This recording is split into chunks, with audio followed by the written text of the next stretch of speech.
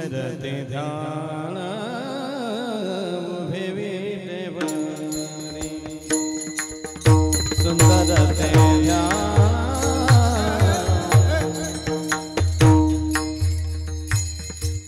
सुंदर ते ध्यान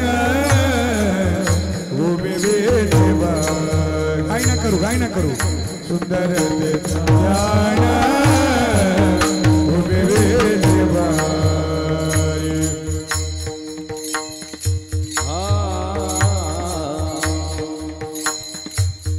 बकवास ह्या मॉनिटरला कमी करा त्यांच्या मॉनिटरला द्या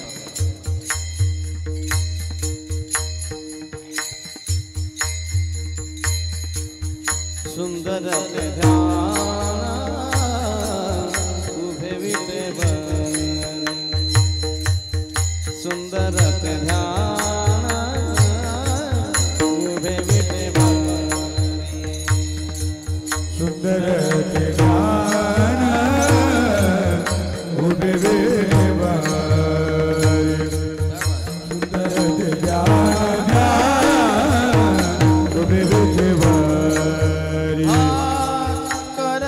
करकटावारी हेवानिया करकटावारी हेवानिया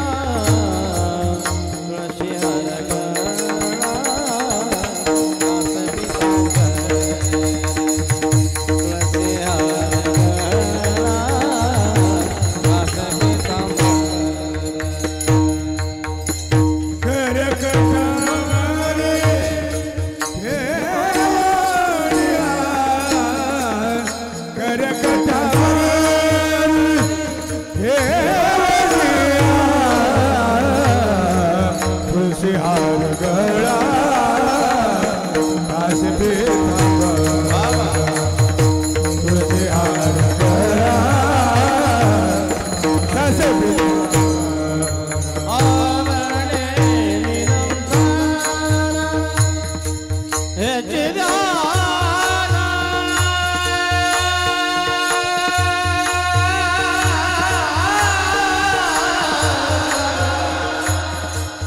तुळसी हार वासवी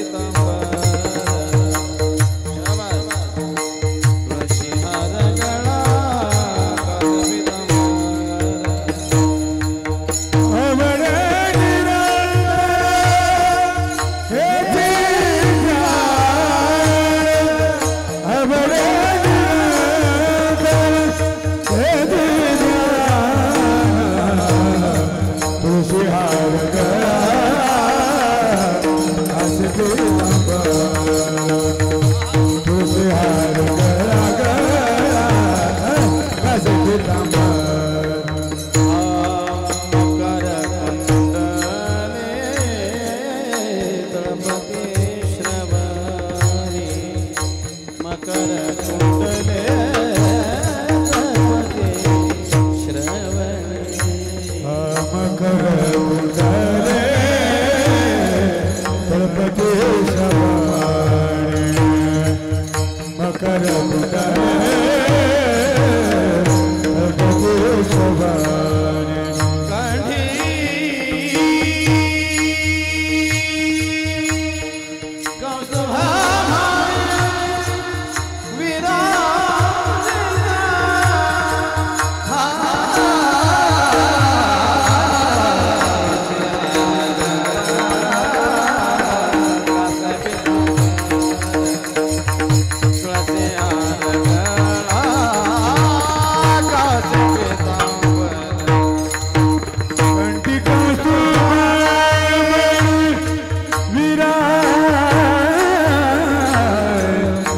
कौस्तुभा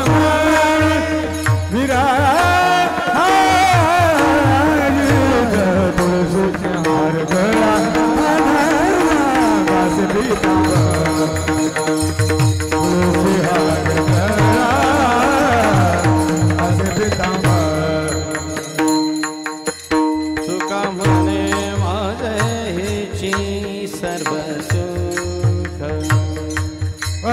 तुका म्हणे माझे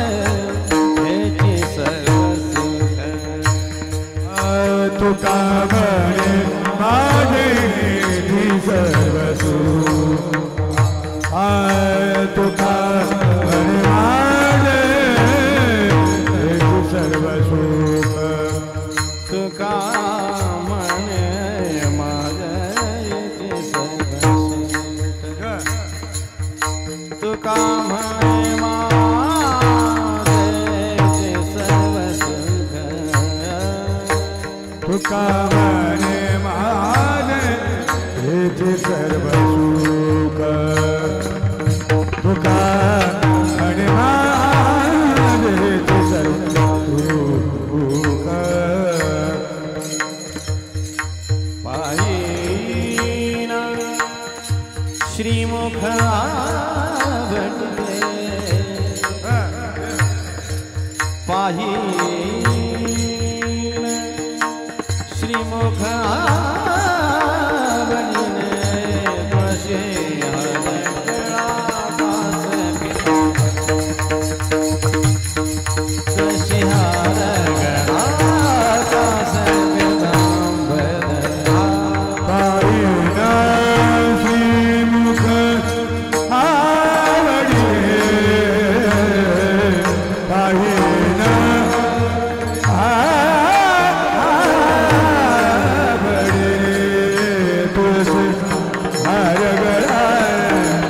कसे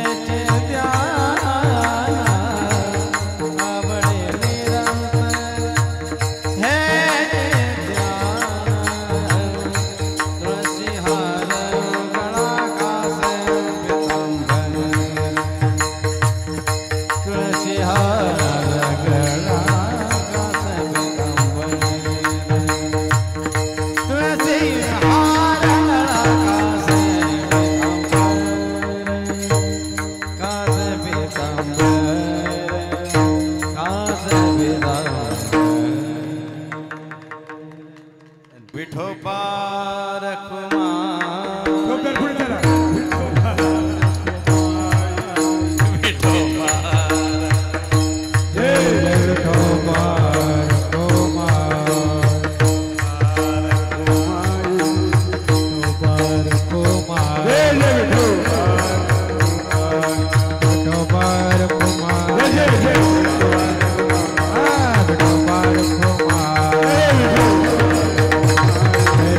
विठोबा रखुमा.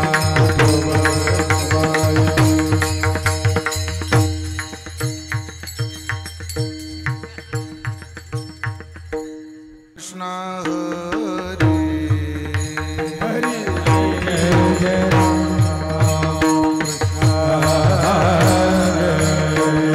जय जय राम कृष्ण हरी हरे जय राम कृष्ण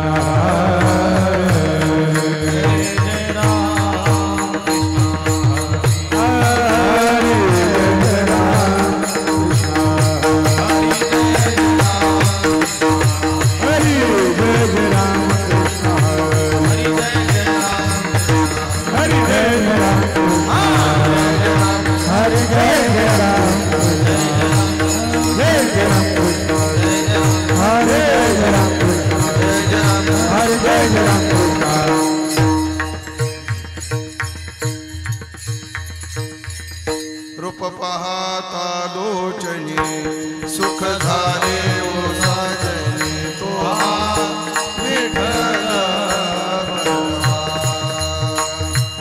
तो हा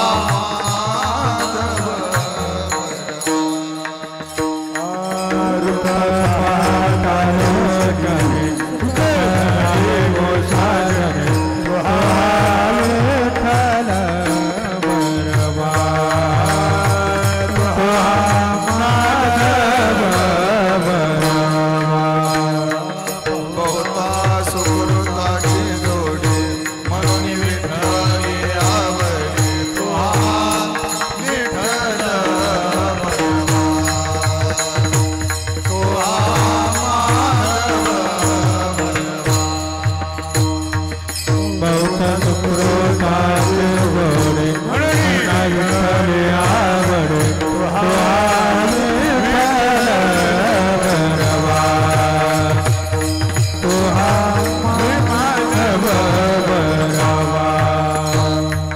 सर्व सुखाचे आगर बापर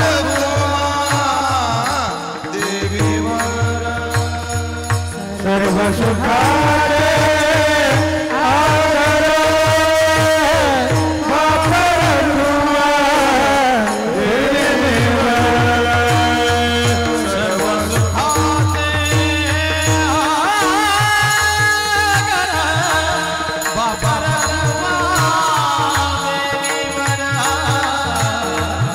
सर्व सुखाचे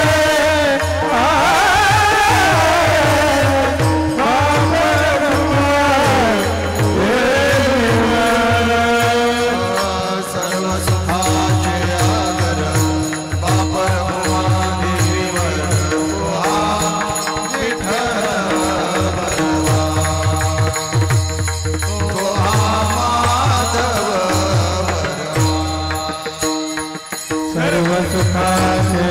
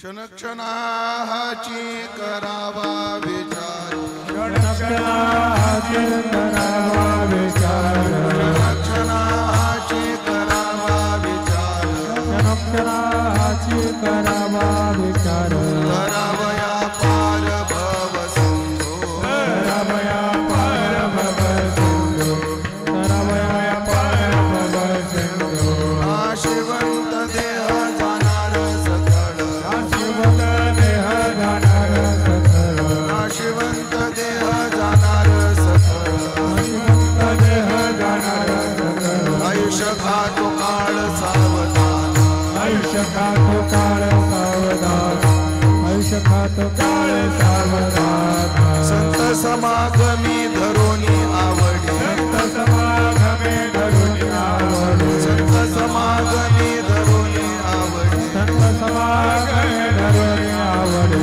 करावी तातडी परमार्थी करावे तातडे परमार्थी करावे तातडे परमार्थाचे नाशिवंत देह जाणार सकळ नाशिवंत देह जाणार सकळ नाशिवंत देह जाणार सकळ नाशिवंत देह जाणार सकळ आयुष्य खातो काळ सावधान आयुष्य खातो काळ सावधान आयुष्य खातो काळ सावधान तुका म्हणे इह लोकेच्या व्यवहार म्हणे लोकेचा व्यवहार म्हणे इह लोकेच्या व्यवहार म्हणे लोकेचा व्यवहार ये डोळे गोरे भरून राहो डोळे डोळे भरून राहो डोळे डोळे भरून राहो नाशिवंत देह जाणार सकळ नाशिवंत देह जाणार सकळ नाशिवंत देह जाणार नाशिवंत देह जाणार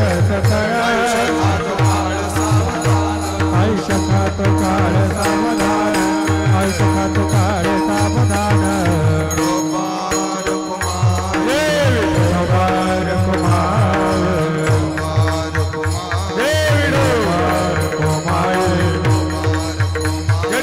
गोपाल कुमार गोपाल गोपाल कुमार गोपाल गोपाल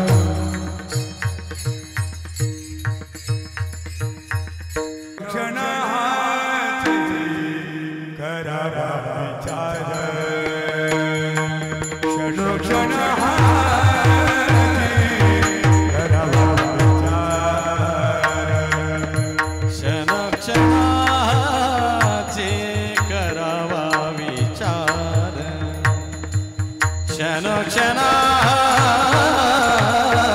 करावा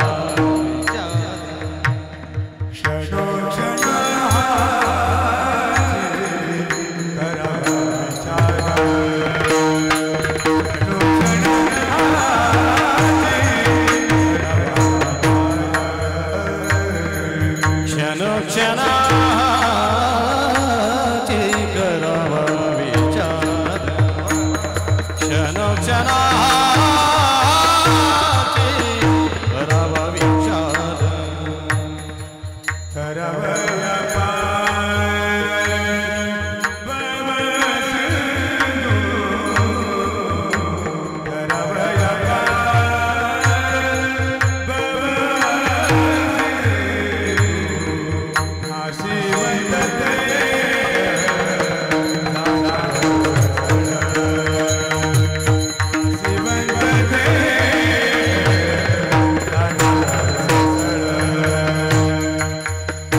रावया पार भव सिंधू रावया पार भव सिंधू नाशिवंत देह जाणार सकळ नाशिवंत देह जाणार सकळ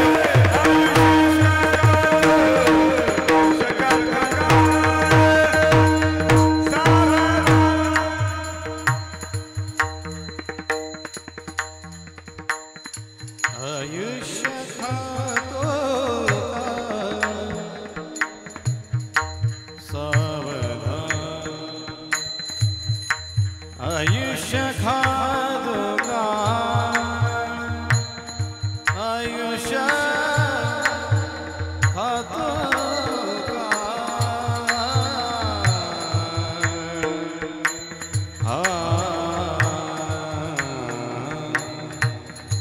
आयुष्य खादो का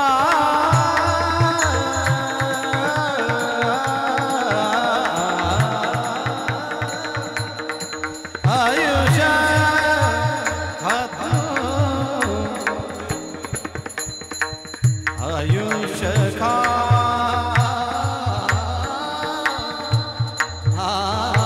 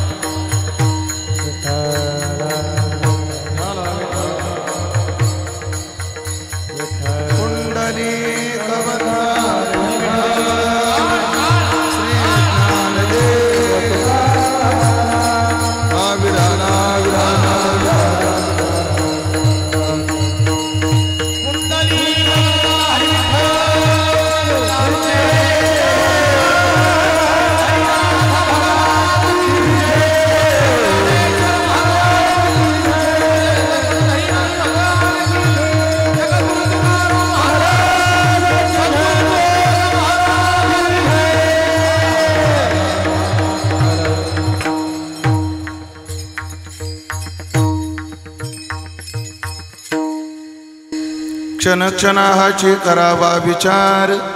मॉनिटर व्यवस्थित करा. बेस कमी करा, इको कमी करा, गेन ट्रबल द्या, शार्प करा आवाज. हे स्वर थोडा कमी करा. करा कमी, करा कमी, करा. क्षणक्षणाहाची करावा विचार, तरावया पार भव सिंधू, नाशवंत देह जाणार सकळ, आयुष्य खातो काळ सावधान. संत समागमी धरोनी आवडी, संत समागमी धरोनी आवडी, करावी तातडी परमार्थी, नाशवंत देह जाणार सकळ, आयुष्य खातो काळ सावधान. तुका म्हणे इह लोकीच्या व्यवहारे, नये डोळे धुरे भरून राहू, नाशवंत देह जाणार सकळ, आयुष्य खातो काळ सावधान. पांडुरंगा करू प्रथम नमन, पांडुरंगा करू प्रथम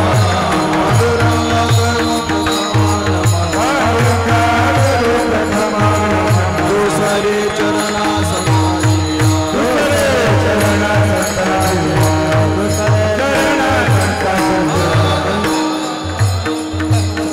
त्यांच्या कृपादाने त्यांच्या कृपादाने कथेचा विस्तार,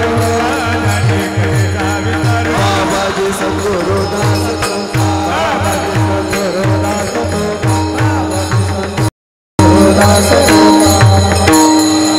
यदक्षरमानाख्ययमानन्दं मज केवलं श्रीमन्निवृत्तिनाथेति ख्यातं दैवतमाश्रये. सम्पाद्यज्ञानञ्च विदाय भक्तिं विलोकितो येन समाधिराज, वैराग्यवन्तं सुविचारयुक्तं नमामि जोगं शिरसा गुरुन्तं. जयांचे केलिया स्मरण, होय सकळ विद्यांचे अधिकरण, तेच वंदू श्रीचरण श्री गुरूंचे, ते नमस्कारोनी आता. क्षणक्षणाहाची करावा विचार, तरावया पार भव सिंधू, नाशवंत देह जाणार सकळ, आयुष्य खातो काळ सावधान. सेवेकरता निवडलेला अभंग संत श्रेष्ठ जगद्गुरु श्री तुकाराम महाराज यांचा 4 चरणाचा उपदेशपर प्रकरणातील अत्यंत गोड, सर्वांच्या पाठातला, परिचयाचा, पण अनुभवात येण्याकरता गरजेचा असणारा सुंदर असा हा अभंग आपण चिंतनात निवडलाय.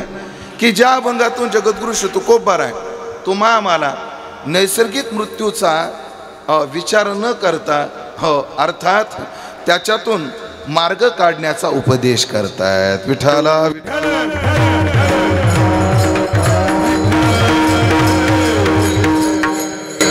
उपस्थित सर्व भाविक सज्जन, वैष्णव गुणीजन, महाराज मंडळी तथा राजकीय, सामाजिक अनेक क्षेत्रातील दिग्गज मंडळीच्या सन्माननीय उपस्थितीमध्ये, आवाड परिवाराचे आप्त इष्ट सगळे सोयरे यांच्या उपस्थितीमध्ये आज आपण या श्री क्षेत्र दोडी गावात आजची जी चिंतन सेवा करतो आहोत, त्या चिंतन सेवेचं निमित्त आपल्या गावातील एक प्रतिष्ठा प्राप्त हा आवाड परिवार आणि या परिवारातील आदरणीय श्री प्रमोद निवृत्ती आव्हाड तथा पवन निवृत्ती आव्हाड यांचे पितृचरण, ज्यांना 1 वर्षापासून वैकुंठवासी म्हणावं लागतं, असे वैकुंठवासी निवृत्ती म्हातारबा आव्हाड, अर्थात सर्व ज्यांना आदराने दादा म्हणायचे, यांच्या प्रथम पुण्यस्मरणाच्या निमित्ताने या कार्यक्रमाचं आयोजन, त्यांच्या पश्चात असणारा त्यांचा सर्व परिवार, त्यांच्या पत्नी आदरणीय गंगा भागीरथी अंजनाबाई निवृत्ती आव्हाड असतील,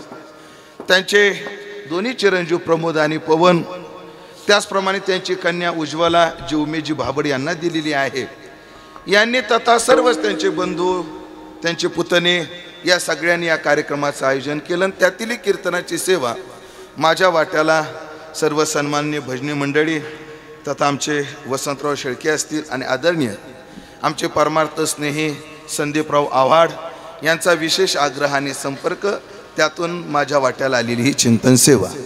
ही चिंतन सेवा पूर्णत्वाकडे जात असताना फार दिग्गज मंडळी आज या ठिकाणी उपस्थित आहेत.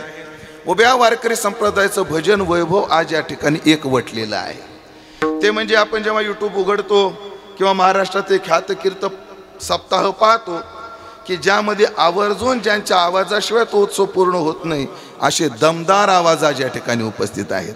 त्यामध्ये आपल्या नाशिक जिल्ह्याचं भूषण आदरणीय हरिभक्त परायण उत्कृष्ट कीर्तनकारही आहेत, सुंदर गायकही आहेत, असे आमचे रोहिदासजी महाराज मते. एकदा टाळी वाजून आपण त्यांचं स्वागत करायचं आहे.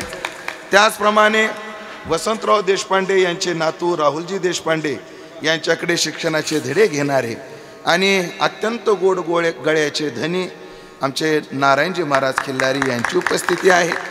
त्याचप्रमाणे आपल्या भागातील माझ्यावर सदैव प्रेम करणारे आमचे चिंतामण महाराज यांची उपस्थिती आहे. आदरणीय विजय महाराज यांची सुद्धा उपस्थिती आहे. गावातील परिसरातील टाळकरी मंडळी आहेत तथा मृदंगाची साथ आमचे परमार्थस्नेही आदरणीय हरिभक्तपरायण मुकुंद महाराज यांची साथ आहे. या सगळ्यांविषयी सद्भाव व्यक्त करतो आणि अभंगाच्या दृष्टीने चिंतनाचा प्रवास चालू करतो. खरं तर आज असे प्रसंग आहेत डोळ्यासमोर. सुख आणि दुःखाचं मिश्रण म्हणजे आजचा दिवस आहे. आजचं कीर्तन जे आहे, एका बाजूला आज आम्ही स्वातंत्र्य दिवस साजरा करतोय 78वा. आज भारताचा काय आहे? स्वातंत्र्य दिन आहे. आजच्या दिवशी या भारताला इंग्रजाच्या जुलमी राजवटीतून आमच्या अनेक शूरवीरांच्या बलिदानातून आज काय मिळालेलं आहे? स्वातंत्र्य मिळालं आहे. असा स्वातंत्र्य दिवस आज आहे. अजून आजच्या दिवसाला निमित्त आहे जगाचं साकडं फेडणारा परमात्मा भगवान कृष्ण यांचा सुद्धा आज जन्मदिवस आहे. आणि त्याहीपेक्षा महत्त्वाचा दिवस म्हणजे किती जन्माचं पुण्य म्हणून आज आम्ही या क्षणाचे साक्षीदार होण्याचं भाग्य प्राप्त करतोय. आपण ज्या संप्रदायाला अतूट आहोत, ज्या संप्रदायावर आमच्या जीवनाची जडणघडण आहे, ज्या संप्रदायाने या उभ्या महाराष्ट्राला नवे या सर्व हिंदू समाजाला संघटित ठेवण्याचा आणि एक दिशा देऊन एक विशिष्ट विवक्षित स्थितीवर नेण्याचा प्रयत्न ज्या संप्रदायानं केला, त्या संप्रदायाचा पाया ज्यांनी रचला ते विश्वमाऊली विश्वसंत श्री ज्ञानोबाराय यांचा सुद्धा आजचा जन्मदिवस आहे. पण आजच्या जन्मदिवसाचा विशेष आहे, दरवर्षीच येतो, पण आजचा विशेष आहे. आज ज्ञानोबारायचा 750वा जन्मदिवस आहे. म्हणजे सप्तशतकोत्तर सुवर्ण महोत्सवी जयंती. स्वर कमी करून टाका, तो बंदच करा. सप्तशतकोत्तर सुवर्ण महोत्सवी जयंती साजरं करण्याचं सौभाग्य प्राप्त होत आहे. अजून एक विशेष आहे आजच्या दिवसाला. आज आळंदीमध्ये विश्वमाऊली ज्ञानोबारायच्या कळस मंदिराचा जो शिखर आहे त्या कळसावर आज 25 किलो सोन्याचा कळस बसणार आहे. किती किलो? 25 किलो. 25 किलो. या संबंधानं मी पुढे बोलणारच आहे. हेही क्षण आहेत, पण आज आव्हाड परिवाराच्या दृष्टीने एक दुःखाच्या स्मृतीचा दिवस आहे. आजचा दिवस एवढा आनंद जरी असला तरी आज आमच्या अंजनाताईला, आज आमच्या उज्ज्वलाताईला तथा पवनला आणि प्रमोदला आजचा दिवस आठवला की त्यांना आजचा दिवस ध्यानात राहत नाही, गेल्या वर्षीचा दिवस ध्यानात येतो की आजचा तो दिवस आहे की दादा आम्हाला सोडून गेले. म्हणून तेही आहे. पण या दोन्हीचा मध्य गाठून आपल्याला विचार पूर्णत्वाकडे न्यायचा आहे. ऐका मंडळी, आपण ज्या लोकात राहतो ना त्याचं नाव मृत्यू लोक आहे. आपण ज्या लोकात राहतो त्याचं नाव काय आहे? मृत्यू लोक. ह्याला मृत्यू लोक का म्हणतात? कारण इथं मृत्यू आटल आहे म्हणून याला मृत्यू लोक म्हणतात. हो. वस्त्रालय कशाला म्हणतात? जिथं वस्त्र भेटतं. देवालय कशाला म्हणतात? जिथं देव राहतो. तसं दुःखालयम अशाश्वतम असं याचं वर्णन आहे. दुःखालयम का आहे? कारण इथं दुःख राहतं. हे 4 प्रकारचं दुःख या मृत्यू लोकांमध्ये राहतं. आपण ज्या लोकात राहतो तिथं किती प्रकारचं दुःख आहे? 4 प्रकारचं दुःख आहे. जन्म, मृत्यू, जरा आणि व्याधी. जन्म, मृत्यू, जरा, व्याधी, दुःख, दोषानुदर्शनम. अनुदर्शनम नंतर पण आपण एवढं पाहू की 4 प्रकारचे दुःख आहेत आम्हाला. एक जन्माचं दुःख आहे, एक मरणाचं दुःख आहे, एक म्हातारपणाचं दुःख आहे आणि एक व्याधीचं दुःख आहे. 4 प्रकारचं दुःख आमच्या पाठीमागं लागलेलं आहे आणि अनिवार्य आहे. हे काय आहे? अनिवार्य आहे. ऐका, तुम्हाला आपल्याला कदाचित वाटत असेल महाराज आम्हाला व्याधीचं दुःख नाही, आम्ही ठणठणीत आहोत. अशी काही मी माणसं पाहिली वयाच्या 95व्या वर्षी सुद्धा त्यांना काठी लागत नाही, त्यांना एकही गोळी लागत नाही, चष्मा लागत नाही, सरनाट वारीमध्ये पळतात, नाचतात आणि म्हणजे 95व्या वर्षी ते तरुण आहेत आणि आम्ही 42व्या वर्षी असू आता. हो. तात्पर्य काय?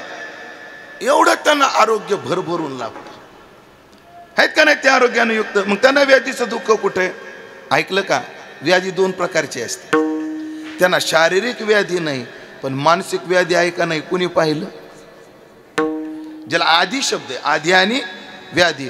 आणि सगळ्यात मोठी व्याधी मात्र, हे तर छोट व्याधी आहेत, सगळ्यात मोठी व्याधी आहे भवरोग. हा मात्र सगळ्यांना आहे. म्हणून 4 प्रकारचं दुःख आहे मंडळी, जन्म, मृत्यू, जरा आणि व्याधी. बरं, निसर्ग दत्त आहे. जन्म आमच्या हातात नव्हता, मृत्यू आमच्या हातात नाही. हो, फक्त साधू एक आहे की तो मृत्यूवर विजय प्राप्त करतो, नाहीतर सगळ्याला मृत्यूच्या दृष्टीने सामोरं जावंच लागतं. उपजेते नाशे, नासिले ते पुनरपी दिशे.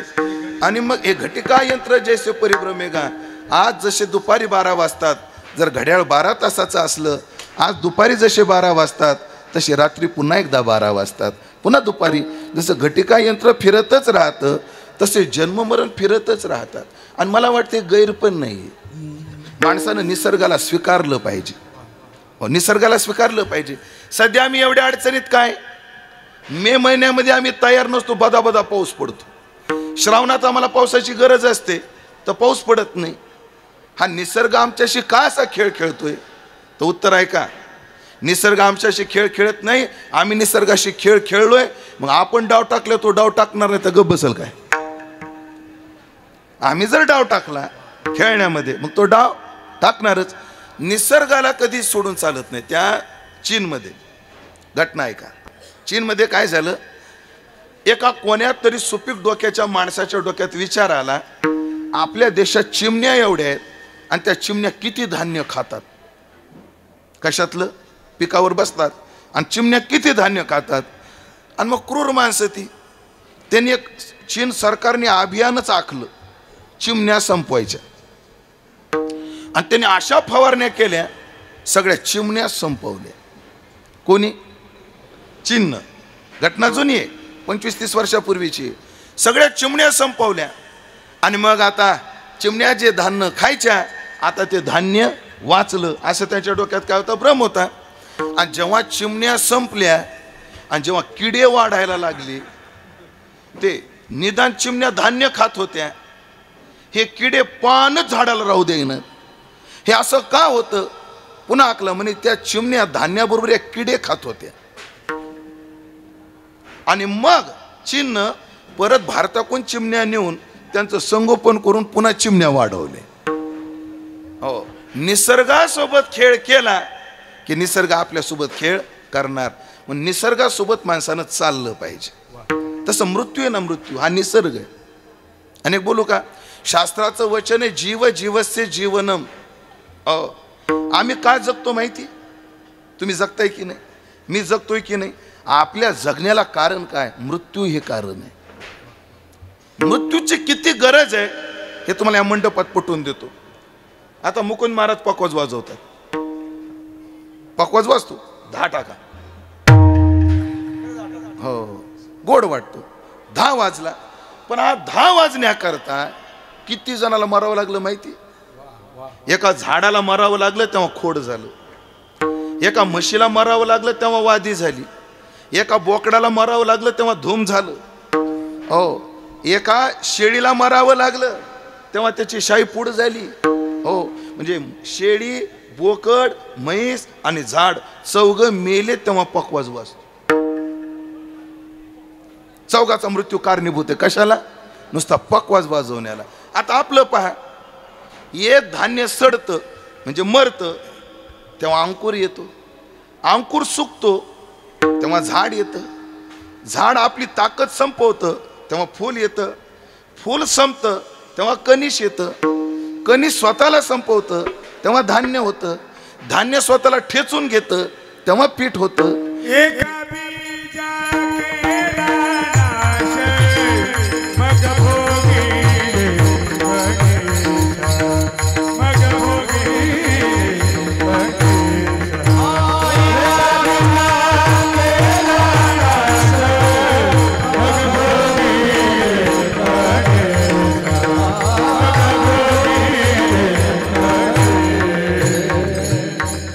एका बीजाचा नाश झाला तेव्हा कणीस आलं, कणीस संपलं तेव्हा धान्य झालं, धान्याने स्वतःला ठेचून घेतलं तेव्हा पीठ झालं, पिठानं स्वतःला मळून घेतलं तेव्हा उंडा झाला, उंड्यानं स्वतःला बेलण्यामध्ये आणि त्या पोळपाटात लाटून घेतलं तेव्हा चपाती झाली, त्या चपातीने स्वतःला तव्यावर भाजून घेतलं तेव्हा ती आपल्या ताटात आली, आपल्या दाताने जेव्हा त्याला चावलं तेव्हा त्याचा लगदा झाला, आणि ते लगदा जेव्हा सडला तेव्हा आम्ही जगलो.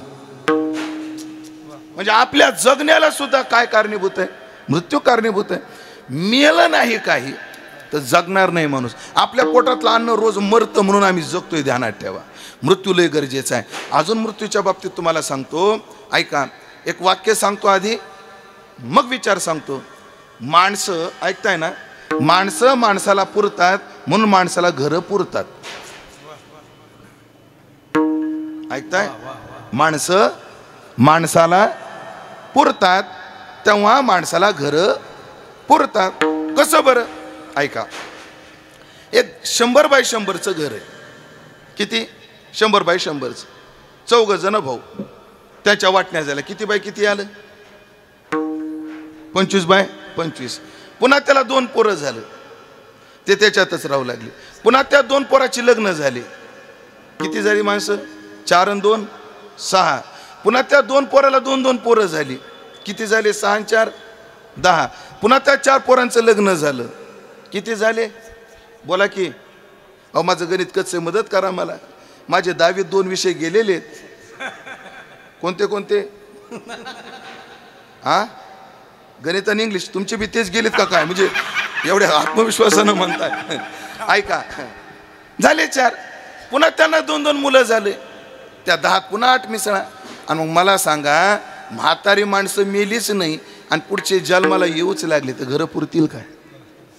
गरज आहे. मृत्यू हा निसर्ग आहे, गरज आहे. त्याला सामोरं गेलंच पाहिजे, सहजतेनं गेलं पाहिजे. पण ऐकलं का, शहाणपणा कशात आहे? मृत्यू हा निसर्ग आहे, वादच नाही. आणि काय होतं, मृत्यू निसर्ग आहे असं जरी असलं तरी माणसाला मृत्यूने दुःख होतं. गरजेचं गरजेचं आहे. इंजेक्शन गरजेचं आहे की नाही? इंजेक्शन गरजेचं आहे, पण सुई जेव्हा टोचवली जाते तेव्हा दुःख होतं की नाही? तसं मृत्यू गरजेचा जरी असला तर मृत्यू हा दुःखाला कारणीभूत आहे. पण शास्त्रानं सांगितलं, मृत्यूचा शोक करू नका, मृत्यूपासून सावध व्हा. मृत्यूपासून काय व्हा? सावध व्हा. सावध. कसं सावध व्हा? तुकोबाराय म्हणतात, तो कामने एकाच्या घाये, तो कामने एकाच्या घाये, तो कामने एकाच्या घाये,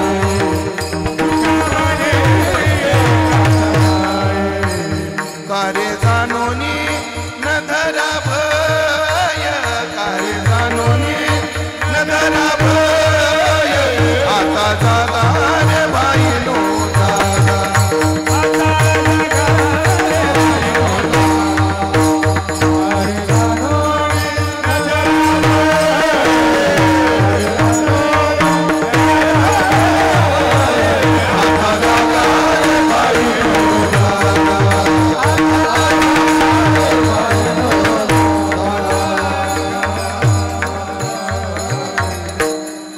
एकाच्या घाई, कारे जाणोनी न धराभय. अरे तुम्ही घाबरत का नाही?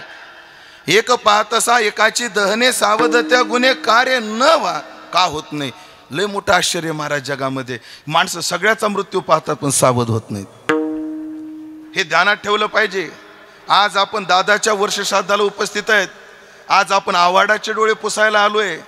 एक दिवस असा आहे, आज आपण आवाडाच्या दारात गर्दी केली आहे. एक दिवस असा येणार आहे, दशरथेच्या दारात गर्दी होणार आहे, मतेच्याही दारात होणार आहे, खिल्लारीच्या दारात होणार आहे, सानपाच्याही दारात होणार आहे, हो शेळकेच्याही दारात होणार आहे. कोणी सुट्टी नाही याच्यातून. तुमचं आडनाव काय? हा, सोनवणेच्याही दारात होणार आहे. घाबरू नका, वेळ आहे. प्रत्येकाच्या दारात होणार आहे की नाही? फक्तच काय, मृत्यू जसा शोकाला कारणीभूत आहे तसं मृत्यूने सावध झालं पाहिजे. सावध झालं पाहिजे. काय? एक दृष्टांत आहे पंचतंत्रात, लय गोड दृष्टांत आहे. दृष्टांत असा आहे, जंगलाचा राजा सिंह, जंगलाचा राजा सिंह, आणि त्यानं मैत्री केली एका गाढवाशी आणि कोल्ह्याशी. हो, सिंह जेव्हा गाढवाशी मैत्री करतो तेव्हा काय होतं पुढं आहे का? जंगलाचा राजा कोण? सिंह. आणि मैत्री कोणाशी केली? गाढवाशी आणि कोल्ह्याशी. तिघ जण गप्पा मारत बसले आणि गप्पा मारता मारता सिंह म्हटलं, हे आज पार्टी करू रे. कोण म्हणतं? सिंह म्हणतं. आणि मग बाकीचे म्हणतात, पार्टीला काय? आता त्यांची पार्टी सिंहाची काही ढाब्या डोब्यावर थोडीच. मस्त आपण एक हरिण पकडू म्हणले आणि पोटभर खाऊ. कोण म्हटला? सिंह. आता मला काय म्हणायचंय, सिंहासोबत शिकारीला कोला गेला पटण्यासारखे. गाढवान कशाला जाव? गाढव मांसाहारी का शाकाहारी? गाढव शाकाहारी. गाढव शाकाहारी. गाढवान कशाला जाव? पण असे बरेच गाढव कोणाच्याही नादी लागतात. माझं बोलणं झालंय, लक्षात आलं तर बघा, नाही तर सोडून द्या. लय ताण घेऊ नका. लय ताण घेऊन कीर्तन ऐकलं तर माझ्यासारखे वाळून जाता तुम्ही. हा ऐका, तात्पर्य ऐका. म्हणजे गाढव सुद्धा गेलं. गाढवानं, कोल्ह्यानं आणि सिंहानं तिघानं मिळून शिकार केली. शिकार केली आणि शिकार झाल्यानंतर सिंह म्हटलाय मी फ्रेश होऊन येतो. सिंह काय म्हणतो? मी फ्रेश होऊन येतो. गाढवा याची वाटे कर बर. गाढव बिचार सज्जन, गाढवानं वाटे केले. सिंह आला. सिंहाने आल्या आल्या विचारलं, का रे वाटे केले? हो. माझा वाटा कोणता आहे? का नाही मला साहेब कोणताही उचला, सारखेच आहे. सिंह चिडला, मला मूर्खा, सगळ्यात प्रमुख भूमिका माझी. टेंडर पास कर आपलं सगळ्यात भूमिका प्रमुख माझी आणि सारखे वाटे करतो. अक्कल आहे तुला? सिंहानं गाढवाला मारलं. आता खाली कोण राहिलं? माझ्याकडे पहा बरं कृपा करून. खाली कोण राहिलं? कोलं राहिलं. खाली कोलं राहिलं. आणि आता वाटा झाला कमी, मटेरियल झालं जास्त. आता हरिणन पुन्हा गाढवाच एक पडलं ना. आता गाढवाच एक पडलं. मटेरियल झालं जास्त, वाटा पडला कमी. वाघ म्हटला, सिंह म्हटला, जा रे कोल्या तू वाटे कर. आणि कोल्यानं वाटे केली. सिंह आला. सिंहानं विचारलं, का रे माझा वाटा कोणता? कोला म्हणला, साहेब हा मोठा वाटा तुमचा. कोल्यानं काय केलं? भला मोठा वाटा एका बाजूला आणि एक छोटा वाटा बाजूला केला होता. म्हणजे साहेब हा मोठा वाटा तुमचा, हा बारका कोणाचा रे? लक्ष देऊन ऐका. कोला म्हणला माझा. का रे असे लहान मोठे वाटे का केले? सारखे वाटे का नाही केले? कोलं म्हणलं, सारखे वाटे करून मला गाढवासारखं मारायचं नाही. म्हणजे गाढवाच्या मरणानं कोण सावध झालं? कोलं सावध झालं. तसं पुढच्याच्या मरणाने माणसानं सावध झालं पाहिजे. सावध झालं पाहिजे. म्हणून मृत्यू जसा शोकाला कारणीभूत आहे, तसा मृत्यूच्या शोकाबरोबरच सावधानता सुद्धा महत्वाची आहे. पुराणात कथा आहे, नारदाची आई वारली. नारदाची कोण वारली? सख्खी आई वारली.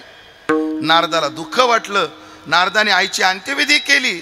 आणि भागवतामध्ये शब्द आहे, हा देवाचा माझ्यावर झालेला अनुग्रह समजून मी उत्तर दिशेला साधून सांगितली, ती साधना करायला गेलो.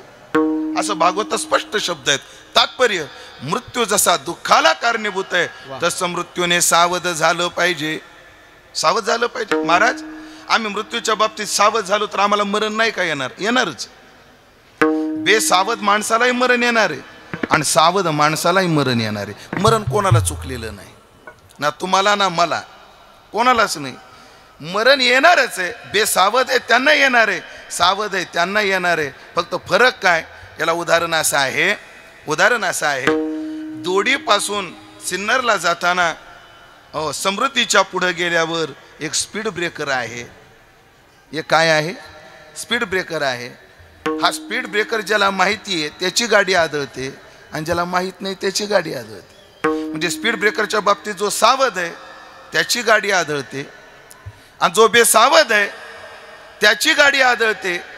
पण फरक एवढा आहे, जो सावध आहे त्याची गाडी हळूच आदळते आणि जो बेसावध आहे त्याची गाडी जोरात आदळते. तसं मृत्यूच्या बाबतीत जे सावध आहेत तेही मरतातच, बेसावध आहे तेही मरतातच. पण जे बेसावध आहे ते हातपाय रगडून मरतात आणि जे सावध आहे ते सुखासुखी मरतात. मला वाटतं माझ्यासमोर बसलेल्या सगळ्यांना मरायचं आहे, डोक्यातच. मरण हे सगळ्याच्या डोक्यात आहे की नाही? एक ना एक दिवस आपण मरणार आहे, तुम्हाला माहिती आहे का नाही? सगळ्याला माहिती आहे. फक्त अपेक्षा एवढी, सुखासुखी यावं. सध्या माझं वय 42. माझं वय किती संदीप भाऊ? 42. तुकोबारा जेव्हा वैकुंठाला गेल्या तर तुकोबाराचं वय 42 होतं. तुकोबारा वयाच्या 42व्या वर्षी कुठे गेले? विमानात बसून वैकुंठाला गेले. सध्या माझे वय किती आहे?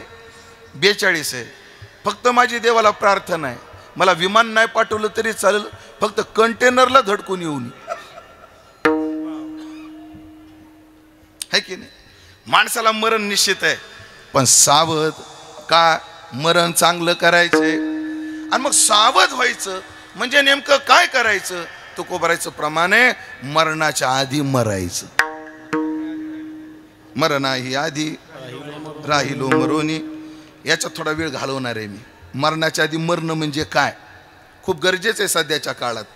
जसा जसा काळ सुशिक्षित आणि सुसंपन्न होत चाललेला आहे, तसं तसं माणसाचं जगणं अवघड होत चाललेलं आहे. जसा जसा काळ सुशिक्षित होतोय आणि जसा जसा काळ संपन्न होतोय, तसं तसं माणसाचं जगणं अवघड होत चाललंय. तुम्हाला हे वाक्य पटणार नाही, पण पटून घ्यावं लागणार आहे तुम्हाला. माणसाकडे सुविधा आल्या पण माणुसकी कमी झाली. सुविधा आल्या पण काय कमी झाली, माणुसकी कमी झाली. मुंबईमध्ये सानपाड्याला एक वृद्धाश्रम आहे, त्याचं नाव आहे आधार. सानपाड्यामध्ये वृद्धाश्रम आहे. त्या वृद्धाश्रमावर जाण्याचा आणि प्रवचन करण्याचा योग मला आला. आणि त्या अनेक वृद्ध स्त्रिया पुरुष दिसले. त्यामध्ये एक जी स्त्री होती, तिच्या बॉडी लँग्वेज म्हणतो ना आपण, शरीर यष्टीवरून ती बाई चांगली सुशिक्षित आणि उच्च कुलातली दिसत होती. सहज मी त्या ठिकाणच्या संयोजकाला विचारलं, म्हणलं ह्या ताई कोण आहेत. आणि महाराज त्या फार मोठ्या क्लासरूम ऑफिसर होत्या म्हणले. मग त्यांना पेन्शन 70,000 आहे. किती किती 70,000 पेन्शन आहे. म्हणलं 70,000 पेन्शन असून सुद्धा ते इथं कसं काय आहेत. म्हणले महाराज दैव त्यांचं. आता अडचण एक आहे म्हणले महाराज, दर महिन्याच्या 1 तारखेला पोरगा येतो, त्यांना घेतो, बँकेत जातो, पेन्शन काढतो, 5,000 आम्हाला देतो आणि 65,000 तो नेतो. म्हणजे तुमचा पैसा खायला वेळ आहे, पण तुमची सेवा करायला वेळ नाही आमच्याकडे सध्या. म्हणून सुविधा येत गेल्या. हो, जुन्या काळात त्या म्हणजे शब्द थोडे खालचे आहेत, पण ऐकून घ्या. जुन्या काळात लोकांना वृद्धापकाला आणि खाली टॉयलेटला बसता येत नव्हतं. आता सुविधा आल्या, कमोड आले. दवाखाने लवकर मिळत नव्हते. बऱ्याच लोकांना आपल्याला शुगर आहे हेच कळत नव्हतं, त्याच्यात लोक मरायचे. कधी अटॅकनं लोक मरायचे. आणि काय नाही, भाबडे लोक होते. लोक म्हणायचे कोणीतरी मूठ मारली, कोणीतरी काळा जादू केला आणि हे गेलं, असं समजायचे. पण आता सुविधा एवढ्या आल्या, तुमच्या 10-10 पावलावर आणि 1-1 100-100 पावलावर हॉस्पिटल आहेत, सगळे. पण एक आहे, माणसं जवळ नाहीत. माणसं जवळ नाहीत. म्हणून ऐका, जसा जसा काळ सुसंपन्न होत चालला, जसा जसा काळ सुशिक्षित होत चालला, तसं तसं माणसाचं जगणं अवघड होत चाललेलं आहे. पण तुम्हाला सगळ्यांना एक सल्ला आहे माझ्याकडे आता. मरणाच्या आधी मरा, टेन्शन फ्री. मरणाच्या आधी मरा म्हणजे कसं काय, थोडं माझ्याकडे ऐका. मरून माणूस, एखादा माणूस जर मेला तर त्याला आपण प्रेत म्हणतो, बरोबर ना. प्रेत. मला सांगा, त्या प्रेतावर थंड पाणी टाकलं तर ते अंग चोरतं का, नाही. गरम पाणी टाकलं तर थँक्यू म्हणतं का, नाही. त्याच्याजवळ बसून कोणी रडलं तर डोळे पुसतं का, नाही. त्याच्याजवळ बसून कोणी शिव्या दिल्या त्याला प्रतिकार करतं का, नाही. का करत नाही, कारण ते मेले. आता कोणाच्या स्तुतीचाही त्याच्यावर परिणाम होत नाही आणि कोणाच्या निंदेचाही त्याच्यावर परिणाम होत नाही. कोणी रडलं तरी परिणाम होत नाही, कोणी हसलं तरी परिणाम होत नाही, कोणी त्याला सुविधा सुख सेवा केली तरी परिणाम होत नाही आणि त्याची सेवा नाही केली तरी त्याच्यावर परिणाम होत नाही. का होत नाही, कारण ते प्रेत आहे. मग मरायच्या आधी मरणं म्हणजे काय, जिवंतपणीच आपल्या शरीराचा भाव असा करा, अशी भूमिका स्वतःची बनवा. कोणी स्तुती केली सुख मानू नका, कोणी निंदा केली दुःख मानू नका, कोणी सेवा केली आनंद मानू नका, कोणी जवळ केलं नाही दुःख मानू नका. हो, आपल्याला काही मिळालं त्याचा आनंद मानू नका आणि काही आपल्यापासून गेलं त्याचं दुःख मानू नका. प्रेतासारखे जागा. माझा अनुभव सांगतो. ज्येष्ठ शुद्ध द्वादशीचा, या महिन्यातल्या, मागच्या 2 महिन्यापूर्वी वारीच्या आधी माझं कीर्तन ज्येष्ठ शुद्ध एकादशीला, नाही का, तुम्ही तुमचा सप्ताह असतो त्या काळातली गोष्ट. माझं कीर्तन बिदरला होतं आणि द्वादशीचा काला शिऊरला, रंगनाथ स्वामीची पुण्यतिथी, भिंगारे स्वामींची. आणि आता मदाने मौली ते म्हटले बाबा तुम्ही काल्याला आले पाहिजे. नाही बाबा, आता ते बिदरचं कीर्तन करून कधी येऊ. आणि मग आम्ही त्या लोकांना बोललो तर काय मागं पुढं केलं तर बघा म्हणलं. आणि त्या लोकांनी उपाय सुचवला. काय नाही म्हणले, आम्ही बिदरचं कीर्तन 7 ते 9 आहे ते झालं की बाबाला हैदराबादला नेऊन पोहोचवतो. सकाळी फ्लाईट आहे 6ला, 7:30ला ती कुठं येते, संभाजीनगरला येते, तुम्ही तिथून घेऊन जा कीर्तन करा. मग सकाळी 6 ते 7:30 मी फ्लाईटमध्ये बसलो होतो, हैदराबाद ते संभाजीनगर. बरं तिथं आतमध्ये गेल्याबरोबर जी गुड मॉर्निंग, या बसा, पाणी घेता का, अशी आमची ठेप. कीर्तन झालं, मला रात्री नाशिकला यायचं होतं आणि आपला द्वारकेचा सर्कल आहे का त्याचं काम चालू होतं तेव्हा, भयान ट्रॉफिक. आता ते म्हणत होते आम्ही नाशिकला नेऊन सोडतो, पण मला काही आवश्यकता नाही, मला फक्त वैजापूरला स्टँडला सोडा, मी एसटीने जातो. वैजापूरच्या स्टँडवर गेलो. बरं जो सोडायला आला त्याला लग्नाला जायची घाई होती. मी त्याला म्हणलं सोडून तू जा. त्यानं मला सोडलं आणि तो गेला. बरं लाडक्या बहिणी, अर्धे तिकीट, विदाऊट तिकीट, एवढी गर्दी गाड्यांना. मी 3 एसट्या सोडल्या. पण मला आता किती सोडायच्या तरी.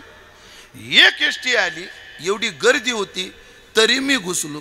गुरुजी मी घुसलो त्या एसटी मध्ये, मी घुसलो. बसायला तर सोडा, उभा राहायला सुद्धा जागा नव्हती. आणि त्या दिवशी माझ्या डोक्यातला लय मोठा भ्रम गेला निघून. मला वाटायचं युट्यूबला आपले 500-600 कीर्तन आहेत, अख्खा महाराष्ट्र आपल्याला ओळखतो, पण एसटीत कोणी ओळखलं नाही, कोणी जागा दिली. म्हणून मी वाक्य कायम सांगत असतो, ज्याला कोणाला आपल्या प्रतिष्ठेचा, संपत्तीचा, कलेचा अहंकार आहे ना, त्याने आपल्या वलयाच्या बाहेर जाऊन यावं, मग कळतं या जगात आपली लायकी काय. अरे आपल्या गल्लीत तर कुत्रं सुद्धा काय असतं, वाघ असतं, कोणी ओळखलं नाही, उभं राहायला सुद्धा जागा नाही. माझ्या पायाजवळ 2 पिशव्या होत्या. एका बाईला म्हणलं ताई ह्या पिशव्या वर ठेवू का, उभं राहायला जरा बरं पडेल. ती म्हणली महाराज एकच पिशवी उचला, ही नका उचलू. म्हणे का हो, त्याच्यात बोंबील आहेत म्हणजे. घडलेली घटना नाही, त्याच्यात बोंबील आहेत म्हटलं. काय करा, योगायोगानं ती बाई आंध्रसूलला उतरली, पण दुसरी चढली. बरं दुसऱ्या बाईच्या हातात पिशवी, ती नेमकी माझ्या जवळ, आणि तिच्या पिशवीमध्ये लोणच्याची बरणी, आणि त्या लोणच्याचं तेल सगळं माझ्या धोत्रावर लागलं. पिवळं जरद धोतर झालं. नशीब पुढून झालं, मागून नाही झालं. लोकांनी काही अर्थ केले. लोक म्हणले असते या महाराजाला खायचा सोमवार आहे का नाही. अवघड आहे लोकांचे. म्हणजे सकाळी 6 ते 7:30 मी फ्लाईटमध्ये होतो आणि दुपारी 3 ते 7:30 मी एसटीत होतो. मला फ्लाईटमध्ये पाणी घेता का, कॉफी घेता का विचारत होते. एसटीत कोणी मला नीट उभं सुद्धा राहू देत नव्हतं. किती 2 बिकट प्रसंग आहेत. मग या प्रसंगात काय करायचं, या प्रसंगामध्ये फ्लाईटचं सुख मानायचं नाही आणि एसटीचं दुःख मानायचं नाही. याला म्हणतात मरायच्या आधी मरणं. मला चांगलं माहिती, तुम्ही एवढ्या गुणानं कीर्तन ऐकताय, किती जीव लावून ऐकता त्या माता माऊली, पण या सुखी नाही आहेत. पटवून देऊ, ज्या ज्या बाईला मनासारखी सून आहे तिने हात वर करा बरं.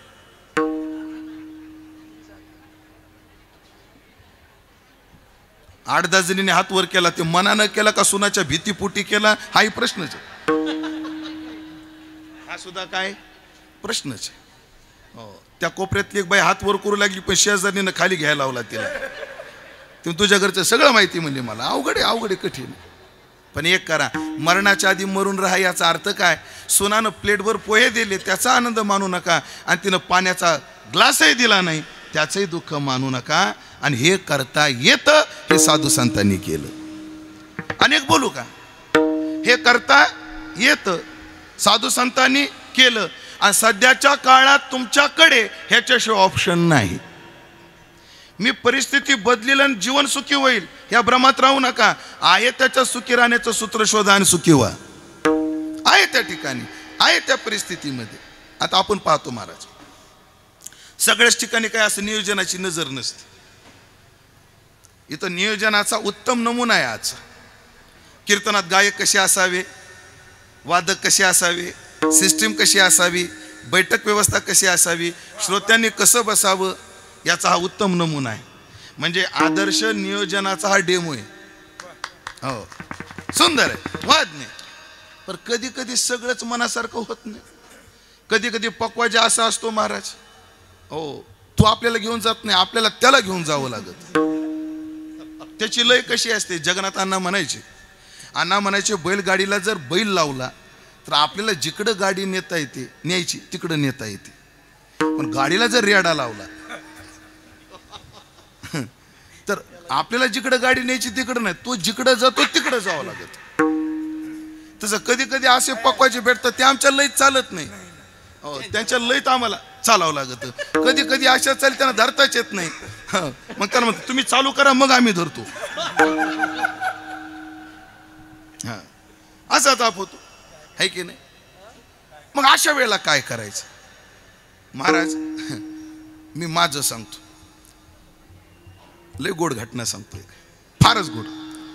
जागतिक लेवलचे वक्ते आहेत, राम मंदिराच्या ट्रस्टचे सन्माननीय कोषाध्यक्ष आहेत स्वामी गोविंददेव गिरीजी.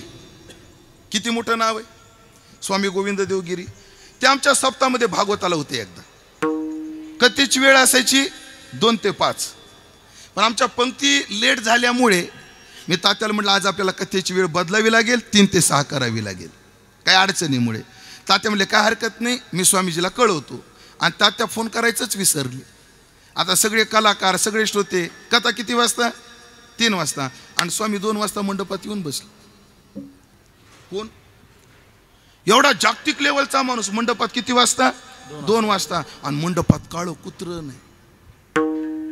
तेवढ्या त्या ठिकाणच्या एका हो स्वामीजी येऊन बसले. बस सगळे लोक बोलवता, कलाकार गुणवता, ते जुळवाजुळव करता. बरं कलाकाराचं लय अवघड, चालू करायच्या वेळेला संडायची ती. हे काही शिस्तीवाले सोडून दे, बरेच असे. मग तो सगळा मेळ लावता लावता किती वेळ गेला नारायण महाराज? अर्धा तास गेला. अर्धा तास गेला. मला धडधड धडधड धडधड व्हायचं. स्वामीजी असे बसले होते, चेहरा फ्रेश, आणि ते असे पाहत होते. जेव्हा भजन चालू झालं तेव्हा मी हातात माईक घेतला आणि सर्व स्थिती त्यांच्याजवळ सांगितली आणि त्यांची माफी मागितली. ऐका बरं, मोठी माणसं का मोठी असतात, का मोठी असतात महाराज. तेवढ्या स्टेजवर ते मला म्हटले अरे उमेशजी माफी मागण्याची काहीच आवश्यकता नाही. म्हणलं महाराज तुम्ही एवढे मोठे विक्षेप झाला. पुढं काय म्हणले ऐका, एवढ्या विक्षेपानं जर आमचं समाधान बिघडत असेल तर आमच्या समाधानाची किंमतच काय? याचा अर्थ काय? याचा अर्थ काय? म्हणून मंडळी तुम्ही कीर्तन खूप ऐकले वर्ष श्राद्धाचे. आजही तुम्ही काही केलं तुम्हाला 12 वाजेपर्यंत ऐकायचंच. पण सगळं विसरा, पण एवढा मुद्दा आज घरी घेऊन जा. आम्हाला मरायच्या आधी मरायचे, मरायच्या आधी मरायचे. या सुख दुःखाच्या पलीकडे जायचंय. एक आहे दुःख कोण देतं? अपेक्षा दुःख देते. आशा ही परमम दुःखम नैराश्य परम सुखम. या गोष्टी करायच्या. आणि ह्या गोष्टी कधी करायच्या? मरायच्या आधी करायच्या.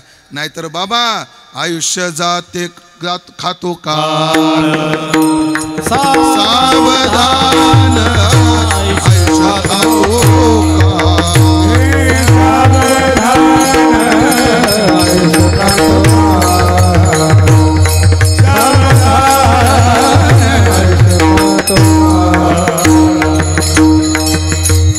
आयुष्य खात बसलाय, संपत चाललंय. लवकर सावध व्हा, सावध व्हा. आणि सावध व्हा कधी म्हणावं लागतं म्हणून पहा. आता दिवे घाट राहिलाच नाही आपला चन्नापुरी घाट. पण जुना घाट अवघड होता. आणि घाट आला की तिथं बोर्ड असतो सावधान वेडी वाकडी वळणे, सावधान अपघात प्रणव क्षेत्र, सावधान वळणाचा रस्ता, सावधान अंधा मोड. म्हणजे ती पाटी काय असते? पुढं धोका आहे म्हणून असते. याचा अर्थ तिथं जायचंच नाही का? चन्नापूरच्या घाटाच्या खाली सावधान, पुढे वेडी वाकडी वळणं आहेत, अपघात प्रणव क्षेत्र आहे, घाट चालू होतोय. याचा अर्थ जायचंच नाही का? अहो चढलोच नाही तर आळंदी कशी सापडेल? चढायचंच आहे, फक्त सावधान, सावधान. तसं मरायचंय की नाही? मरायचंच आहे. मरेपर्यंत जगायचंय की नाही? जगायचंय. सावधान, फक्त सावध व्हा, सावध व्हा. आणि जीवन जगण्याची कला शिकून घ्या. आणि जीवनामध्ये दुसरा काही विचार करत बसण्यापेक्षा, ऐकलं का, एक साधा विचार सांगतो. हा मला असा का बोलला याचा विचार करण्यापेक्षा यानं माझ्याशी बोलावं हा विचारच सोडून द्या. याने माझ्याशी बोलावं हा काय करा विचार सोडून द्या. तुम्हाला विचार कसा असते पहा. आता मला गरम होतंय, म्हणजे उदाहरणार्थ मला काय होतंय, गरम होतंय, आणि मग मी मनाला केलं फॅन पाहिजे. काय पाहिजे, फॅन पाहिजे. पळत संयोजक गेले, फॅन आणला, अर्धा तास चालला, बंद पडला. काय झालं, लाईट गेली. अरे जनरेटर चालू करा, पुन्हा अर्धा तास चालला, बंद पडला. आता काय झालं, डिझेल संपलं. परत आम्हाला जा पेट्रोल पंपवर डिझेल घेऊन या. गेला, परत आला, काय आज संपय. कुठंतरी हात टेकावी लागतात. आणि एवढं आपलं मन विचित्र आहे. जेव्हा उपकरण नसतं तेव्हा तेवढा त्रास होत नाही, जेव्हा उपकरण उपयोगात येत नाही तेव्हा लई त्रास होतो. फॅनच नाही, त्रास होत नाही तेवढा. पण फॅन असून चालला नाही, लई त्रास होतो. गाडीच नाही, त्रास कमी आहे, पण असून चालली नाही, लई त्रास होतो. अजून जवळच उदाहरण देऊ का, फोन लागलाच नाही, त्रास होत नाही, पण लागून जर उचलला नाही, अति त्रास होतो. का बरं आमचं समाधान बिघडलं, आम्ही फॅनकडून अपेक्षा केली म्हणून. त्या फॅननं आम्हाला काही दिलं पाहिजे ही अपेक्षा सोडा. जीवनामध्ये त्या फॅन पासून होणाऱ्या सुखाचा आणि दुःखाचा परिणाम होणार नाही. म्हणून एकदा आता तुम्ही ठरवून घ्या. एकदा आमच्या मुलामुलींची लग्न झाली, आम्हाला एकट्यानं जगायचे, आणि एकट्याने जगायचा काय केला पाहिजे, अभ्यास केला पाहिजे. नात्यांच्याकडून अपेक्षाच ठेवू नका. अडचण दुःख ते देत नाहीत, आपल्या अपेक्षा दुःख देतात. मी जर त्यासाठी एवढं केलं, त्याला एवढं करायला काय होत होतं. त्यानं केलं पाहिजे, त्याचं कर्तव्य, पण तो त्याच्या कर्तव्याच्या ठिकाणी जागाच राहत नाही. मग पर्याय काय, जीवन तर काढायचंच आहे ना, जीवन तर कडेला लावायचंच आहे. मग अशा प्रसंगाला काय, विचाराचा आधार घ्यायचा. संकटात माणसाला विचार जो साथ देतात ती परिस्थिती देत नाही. एकच उदाहरण सांगतो, आता अभंगामध्ये प्रवेश करतो. ए बाळा पुढे ये रे 2 मिनिट, तू पण ये. तुझं नाव काय, विराज. तुझं, हा विराज आहे, हा अनुज आहे. ही पोरं कोणाची देवा शपथ मला माहित नाही. अनुज म्हणजे लहाना. 2 मिनिटासाठी गरीब घरचा होतो का तू, 2 मिनिटासाठी. विराज श्रीमंत घरचा आहे, आणि अनुज ऐकताय ना, गरीब घरचा आहे. आणि दिवाळीचा सण होता. विराज फटाके वाजवत होता आणि अनुज रडत होता. मिला अनुज म्हण काय बाबा, माझ्याकडे बघून म्हण ना. अनुज का रडतो, जा आता जागेवर, फक्त तिथून साथ द्या मला. अनुज का रडतो, म्हणजे विराज फटाके वाजवतो म्हणून. आणि मग माझ्या लक्षात आलं, अनुज स्वतःच्या दुःखानं दुःखी नाही, विराजच्या सुखानं दुःखी. अनुज तू वाजव, फटाके नाहीत, विकत आण, पैसे नाहीत. शेवटी मला वाटलं आपण पैसे देऊन मी खिशात हात घातला तर माझा खिसा रिकामा. कीर्तनच संपलं नव्हतं. हा तयारीने यावं लागत. माझा खिसा रिकामा का, अजून कीर्तन सुटलं नव्हतं. आता मी अनुजला परिस्थितीने सुखी करू शकतोय का, नाही, पण आता विचारानं करू शकतो. मी अनुज, विराज काय करतो, म्हणजे फटाके वाजवतो. म्हणजे काय करतो, फटाका घेतो, त्याची वाद चालतो, फटाका पेटवतो, मग पळत मागे येतो, मग फटाका ठामकन फुटतो. आणि मग मी अनुजला विचारलं, फटाका फुटल्यावर जेवढा आवाज विराजला येतो तेवढाच तुला येतो का कमी जास्त येतो. तुम्हाला तेवढाच येतो. मग आता एक कर म्हणलं विराज. अनुज काय, तू घरात जा, एक गोदडी आण, 4 पदरी घडी कर, त्याच्यावर मांडी घालून बस, आणि मनात फक्त एवढा विचारान, फटाके माझेच आहेत, विराज लावायला नौकर ठेवलाय. बघा हसला का नाही, हा बघा तुम्ही कसा हसतो, हसला का नाही. संपला दृष्टांत. मला सांगा, इथं साथ परिस्थितीने दिली का विचारानं दिली, विचारानं दिली, विचारानं. म्हणून जगण्यामध्ये विचार ठेवा, मरण्यामध्ये विचार ठेवा, त्याच्याशिवाय जीवन सुखी बनणार नाही. हो, मला वाटतं स्वातंत्र्याचा काय आहे, दिन आहे. स्वतंत्र व्हा, पारतंत्र्यात राहू नका. इंद्रियाच्या, अपेक्षेच्या, विकाराच्या बंधनाचा तोडू फासान देऊ आशा टाकूनी. हे आशा टाका, आणि जीवनामध्ये आयुष्य चाललंय, आणि काय जीवन जगायचंय ना, जगायचंच किती आहे, आणि जेवढं जगायचं तेवढं सुखानं जगायचं की नाही, मग एक करा, विचार करून घ्या आणि राहिलेलं जीवन आनंदात घालवा. नाहीतर तुमचं जीवन विचारहीन जीवन, मरेपर्यंत दुःखातच जाणार आहे.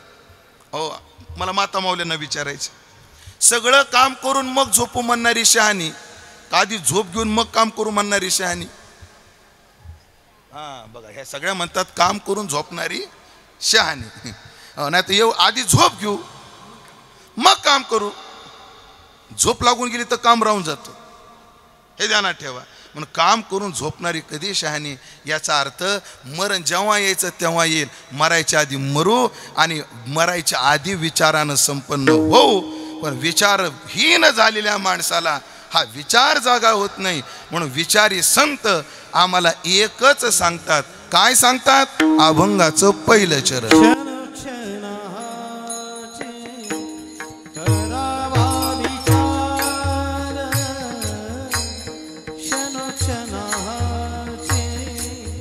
करावा विचार, करावा विचार, क्षणोक्षणाचे करावा विचार, क्षणोक्षणाचे करावा विचार, क्षणोक्षणाचे करावा विचार, क्षणोक्षणाचे करावा विचार, क्षणोक्षणाचे करावा विचार. तरावया पार, तरावया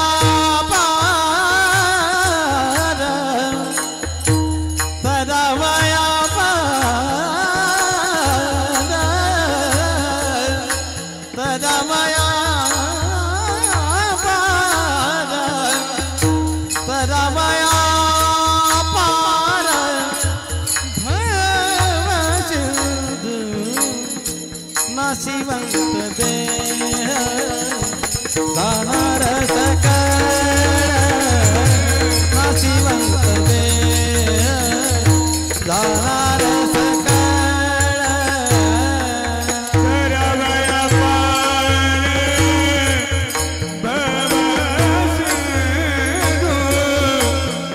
करावया पार, करावया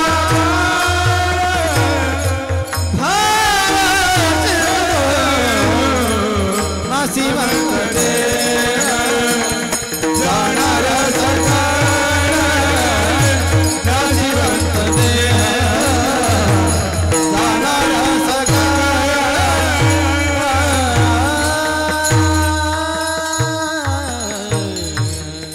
हाच विचार करा, प्रत्येक क्षणाला विचार करा. जेव्हा क्रियाशक्ती संपते तेव्हा विचारशक्ती माणसाला साथ देते.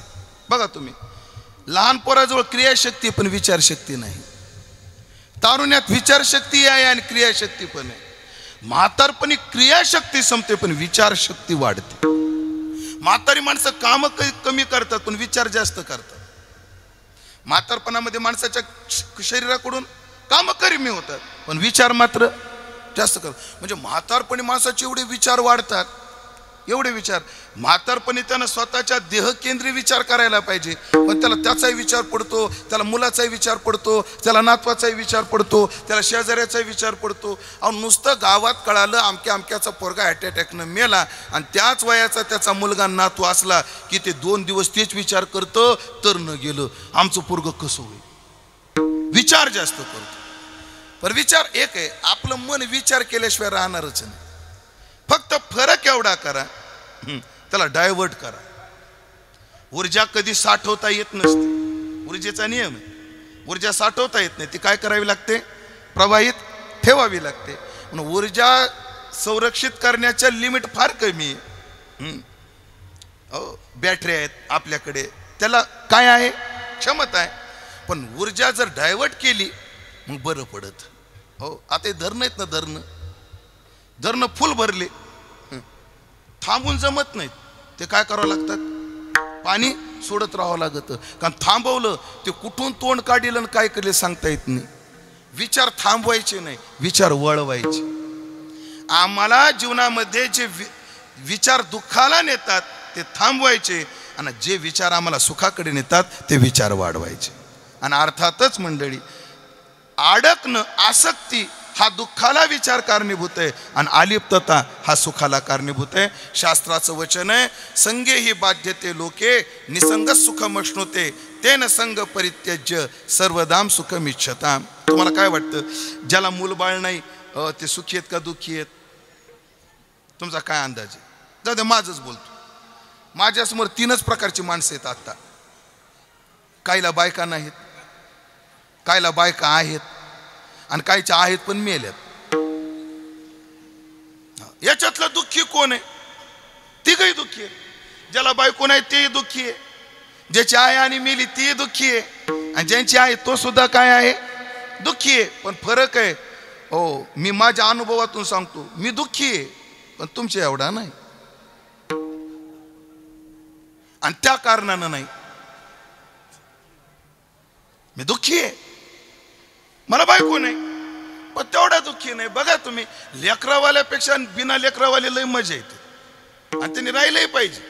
हो, जे मेलं ना, ज्याला लेकर आहेत, आमचे राऊत बाबा लय भारी सांगतात, वसंत भाऊ, ज्याला पोरग आहे आणि ते जर मेलं, पोरग पाणी पाजा येत नाही आणि गावकरी म्हणतात पोरं असताना कसं पाजायचं आपण.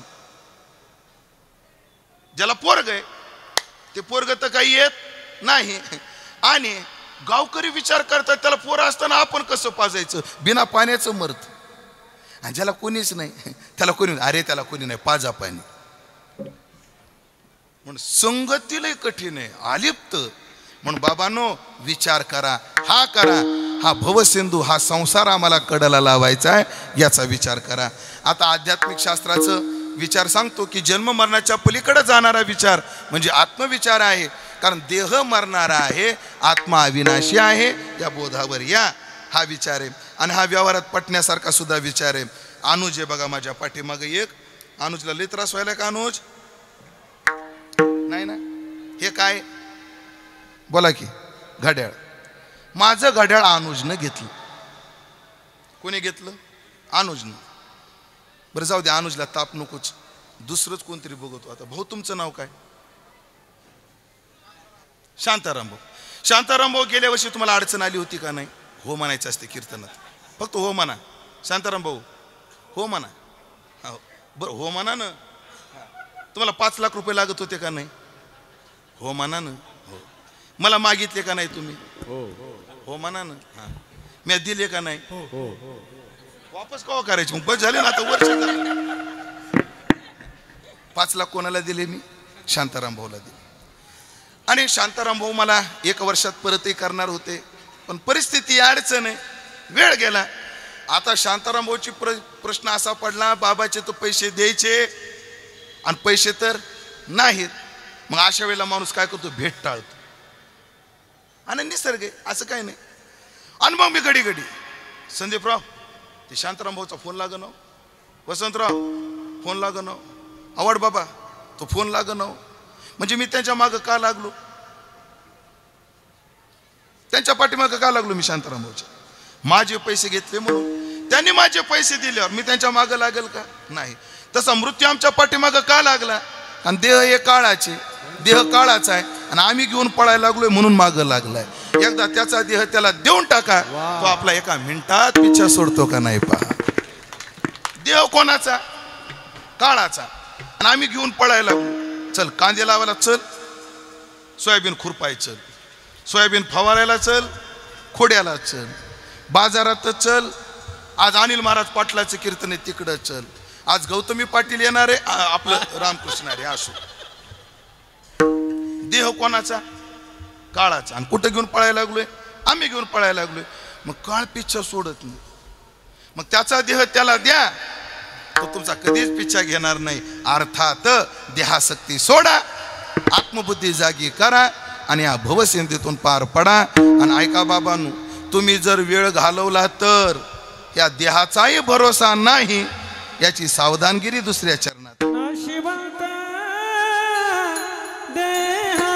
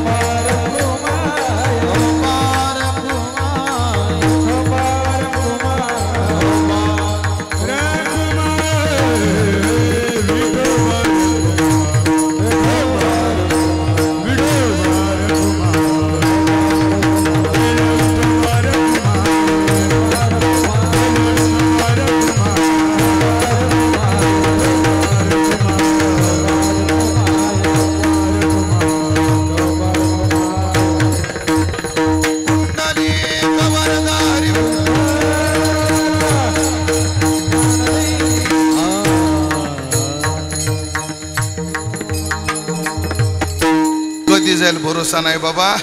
ऐकलं का? ऐसी दशा येईल पुढे तो मन होईल वेडे तव चिंतून ठेवी रोकडे. आत्महित ज्ञानोबराय म्हणतात तद्वत आयुष्य खातो काळ सावधान आणि नाचणारा देह तो जाणारच आहे, याचा भरोसा नाही. एक तर नाचकन कधी जाईल याचा भरोसा नाही, आणि जे दुसऱ्याचं आणलेलं असतं ते कधी मागल सांगता येत नाही. आणि देहा उसना आणला पाचाचा. एकाचा बैल आजारी पडला म्हणून दुसऱ्याचा बैल आणला. ए बाबा तुझं हुस तर मला दे तो बैल. पण तो आऊत, तुमच्याकडे शब्द आऊतच आहे का? कुळव आहे. तो आऊत हाकतो, पण आऊत हाकताना सदैव त्याच्या डोक्यात असतं फोन आला की नेऊन द्यावा लागेल, फोन आला की नेऊन द्यावा लागेल, आहे की नाही?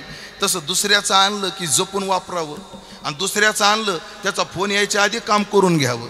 तसा देह दुसऱ्याचा आणलाय, जाणार आहे, नेणार आहे, त्याच्या आधी काम करून घ्या आणि भव सिंधू पार उतरा, विचारानं संपन्न व्हा. आणि हा विचार जर संपन्न होत नसेल, बऱ्याच वेळेला एकट्याला सुचत नाही, मग सुचत नाही ना, मग एक करा, संत समागमी धरोनी आवडी, संताच्या सहवासात राहा. कारण संत पुरुषाच्या सहवासात माणसाला चांगले विचार येतात.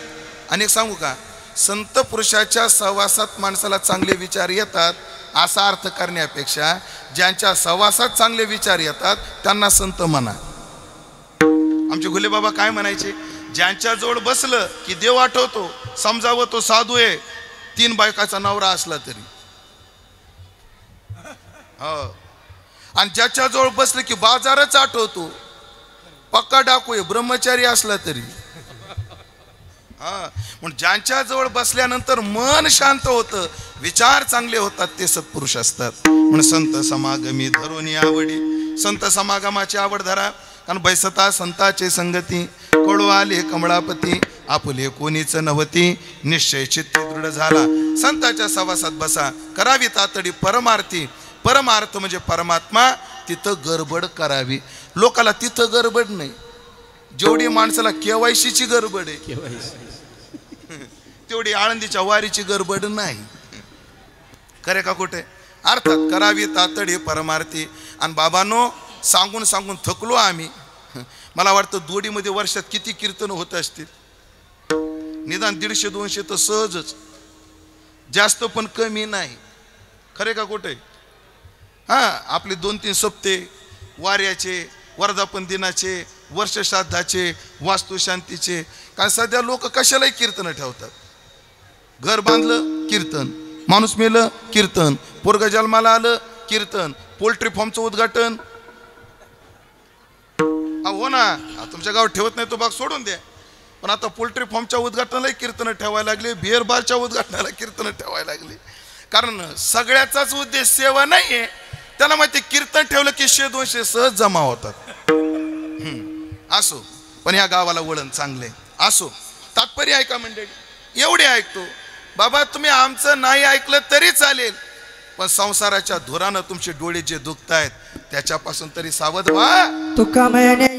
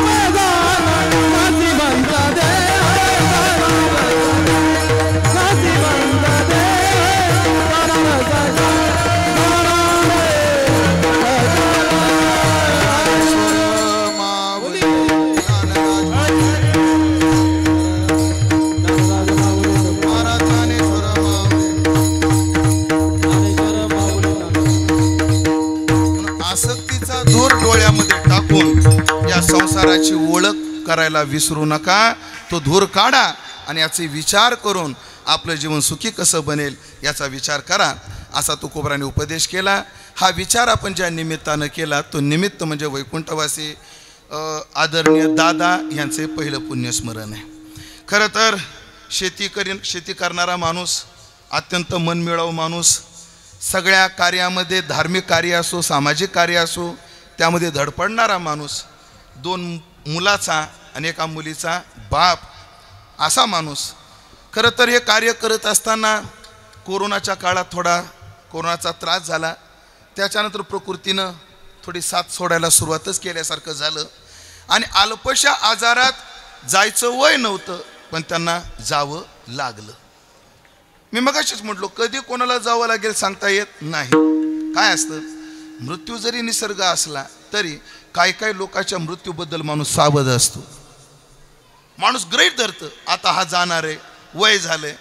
पण दादाचं काय वय नव्हतं, जाण्यासारखं वय नव्हतं, पण जिने तोची वरी माप बरे.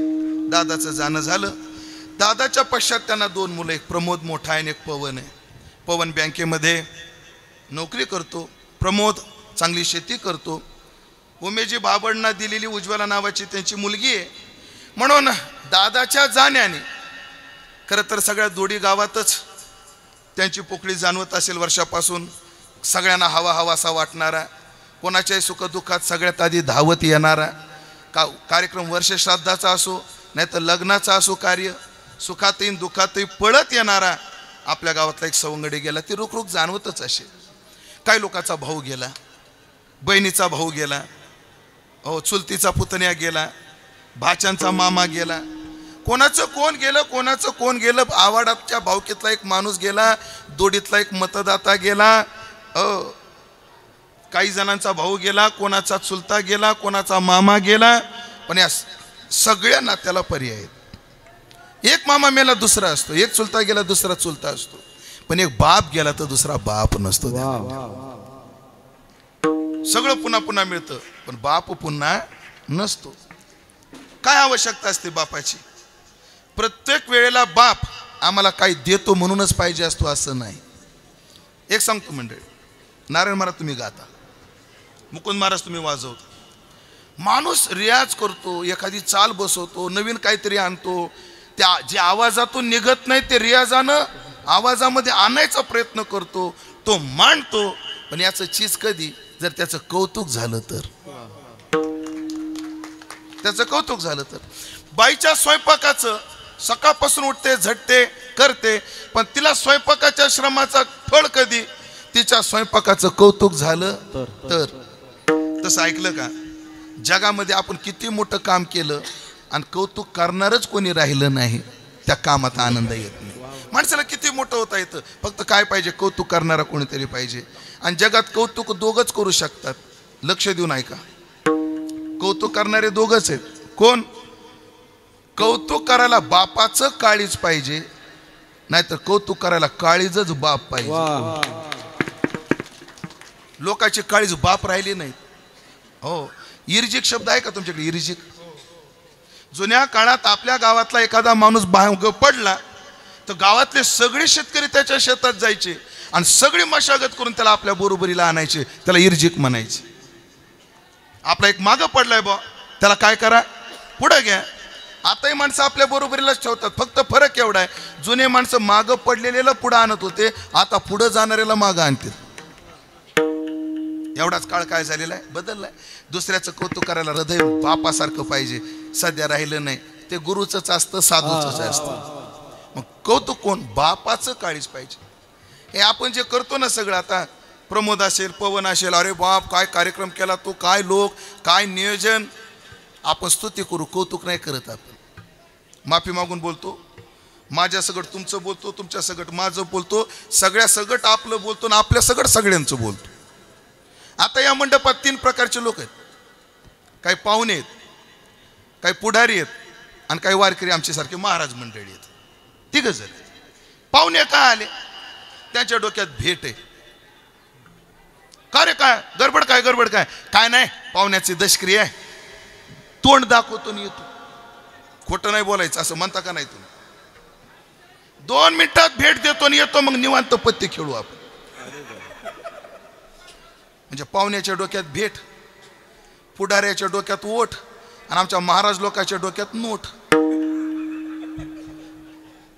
महाराज लोकांच्या डोक्यात नोट, पुढाऱ्याच्या डोक्यात ओठ आणि पाहुण्या रावण्याच्या डोक्यात भेट. इथं प्रमोदन, पवन, परिवार आणि दादा यांच्याकरता कोण आहे? उगा जीवा भावाचे काही सोडले, हो प्रत्येक कार्यक्रमात सोडले की खरंच जीवाला जीव देणारे, भावाला भाव देणारे. हो म्हणून जग स्तुती करतं, कौतुक फक्त बाप करतो. माझ्या बापानं माझं केलेलं कौतुक सांगतो. माझा बाप असा, 7 पिढ्यात कोणी माळकरी नाही. तुम्हाला काय माहिती आहे माझ्या घरात? माझ्या घरातनं साहेब एवढ्या माळा आहेत. एकानं विचारलं एवढ्या माळा का घातल्या? म्हणजे माझ्या 7 पिढ्यात कोणीच घातल्या म्हणून 7 पिढ्याच्या एकदाच मी घातले. असा बघ, 3 दिवस माझ्या बापाने असं मारलं होतं, मला 3 दिवस चालता येत नव्हतं. आणि माझा गुन्हा काय? गावातल्या हरिपाठाला गेलो म्हणून. असा माझा बाप. नुसतं कीर्तनाला गेलो हे कळालं की बापानं संध्याकाळी धरावं आणि ते धामणी पैप असतो बांगडी पैप, त्याचे एवढाले तुकडे होईपर्यंत मला हात फिरून फिरून मारलं होतं. एकदा तर मी वडील मारतात म्हणून घरात गेलो तर आमच्या वडिलांना बाहेरून कुलूप लावलं, पत्र्यावर चढले, पत्रे उचकले, खाली उतरले आणि मग मारलं. गुन्हा काय? कीर्तनाला गेलो म्हणून. असा माझा बाप. पण जेव्हा मी कीर्तनकार झालो आणि जेव्हा आळंदीला आमचा बाप आला, कोणी म्हणायचे कोण आहे? उमेश महाराजाचे वडील आहेत की पटापट पोरं पाया पडायचे, माझा बाप वरच्या गुंड्या लावायचा. लक्षात येते ना? सगळे लोक काय करायचे? पाया पडायचा आणि माझा बाप शर्टाच्या गुंड्या लावायचा. ऐकलं का? मारीत होता, माळकरी नव्हता, पण बाप होता. पट्ट्याचा बाप आहे, वादच नाही. आणि जेव्हा माझं कीर्तन झालं, सगळ्यांनी कौतुक केलं, तर संध्याकाळी खोलीमध्ये जाऊन माझा बाप मला बोलून घेतलं. आई अशी बाजूला बसलेली, मला कडकडून मिठी मारली आणि एवढा ढसा ढसा माझा बाप रडला. आणि माझ्या आईला म्हणायचा, माझ्या तोंडावरून हात फिरवायचा. मला वडील लाडानं बाळू म्हणतात. मला जगात बाळू म्हणणारा एकच माणूस आहे, तो माझा बाप आहे. पण ऐकलं का साहेब, मोठं होणं बी लय अवघड असतो. आता मला वडील बाळू म्हणायचं बंद झाले, आता महाराज म्हणतात. लहानपण देगा देवा का म्हणतात? त्याचं कारण आहे का? त्याचं कारण आहे का? आहे ना? बाळू म्हणत तोंडावरून हात फिरवायचे आणि मला म्हणायचे, अगं कीर्तनाला गेला म्हणून माझ्या बाळ्याला मी एवढा मारत होतो, आज माझा बाळ्या किती मोठा झाला. हे कौतुक आहे. आणि एवढंच कौतुक माणसाला आयुष्यभर जगायला पुरतं. हे बापाचं कौतुक. म्हणून प्रमोद आणि पवन यांच्या जीवनात वडिलाचं छत्र गेलं. उज्ज्वला ताईला सुद्धा जेव्हा ती माहेरात येत असेल तेव्हा माझ्या उज्ज्वलाचं काय चाललं हा पाठवून फिरवणारा बाप असेल. आज तिलाही वर्षभर दोडीत आल्यावर तो हात फिरवलेला दिसत नसेल, तिलाही दुःख असेल. पण यांची जमेची बाजू आहे. काय जमेची बाजू आहे? जरी या तिघांचे वडील गेले तरी अजून त्यांची आई आदरणीय आमच्या वैनिक अंजनाबाई ह्या अजून आहेत. शास्त्र सांगतं, मातृलाभेन सनाथत्वम अनाथत्वम विपर्यय. बाप मेला माय जिवंत आहे, तो अनाथ नाहीये. याच्या उलट माय मेली, बाप जिवंत आहे तरी तो अनाथ आहे. म्हणे असं का? बापावर का अन्याय? अन्याय नाही तो. मग बाप मेल्यानंतर आईला बाप होता येतं, पण आई मिळाल्यानंतर बापाला आई होता येत नाही. म्हणजे माहेरात जिचा नुसता बाप आहे ती बापाला लुगडं घे म्हणू शकते, पण बापाला पाठघास म्हणू शकत नाही. आणि जिची माहेरात माय आहे ती तिला लुगडे बी घे म्हणू शकते आणि पाठबी घास म्हणू शकते. म्हणून माय हे परिपूर्ण माहेर आहे. म्हणून मी पवन आणि प्रमोदला आणि उज्ज्वला ताईला तिघांना सांगेन, जरी वडिलाचं छत्र गेलं तरी आईचा पदर अजून तुमच्या डोक्यावर आहे. आईची सुंदर सेवा करा आणि तिचं सुख सदैव तुम्हाला लाभो. आदरणीय आमच्या अंजनाताईंना उदंड आरोग्य आयुष्य लाभावं आणि या पोरांचं कौतुक करण्याकरता तिला आयुष्य मिळावं ही प्रार्थना देवाच्या चरणी करतो. आज ही 2 मुलं, दोन्ही पोरं तरुण आहेत, पण तरुण असताना सुद्धा सगळ्या चुलत्यांचा आधार आहे. चुलत्यासारखेच असणारे आमचे संदीप भाऊ यांचा आधार आहे, गावातली भजनी मंडळी यांचा आधार आहे. आणि त्या आधारानं आज एवढा भव्य दिव्य कार्यक्रम या 2 पोरांनी केला. एकदा पोरांकरता टाळ्या वाजवा जोरदार.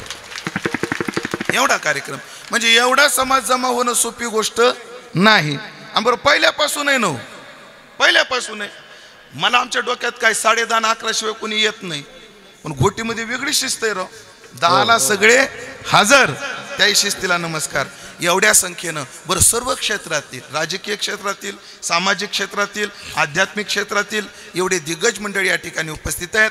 म्हणजे अर्थात दादाचा स्वभाव काय होता, त्याचा परिचय काय द्यायचा, एका वाक्यात हा समाज जमा झाला, हा त्यांच्या स्वभावाचा परिचय आहे. म्हणून त्या दादाच्या चरणी विनम्र भाव व्यक्त करतो, त्यांना भावपूर्ण श्रद्धांजली समर्पित करतो. उपस्थित सर्व गुणीजन महाराज मंडळी यांचे आभार मानून माझ्या वाणीला पूर्णविराम देतो. मी कीर्तन 1 मिनिट सुद्धा लांबवलेलं नाही, म्हणजे 5 मिनिटं 12च्या आधी संपवलंय. पुढच्या सर्व कार्यक्रमाची शिस्त आपण पाळायची. कारण का, पोरांनी एवढं कौतुक एवढं केलंय, आज त्यांचं कौतुक करायला बाप नाही, आपण बाप व्हान त्या लेकरांचं कौतुक करण्याकरता सर्वांनी शिस्त पाळा ही विनंती करून सेवेला पूर्ण. निवृत्ती ज्ञानदेव सोपान मुक्ताबाई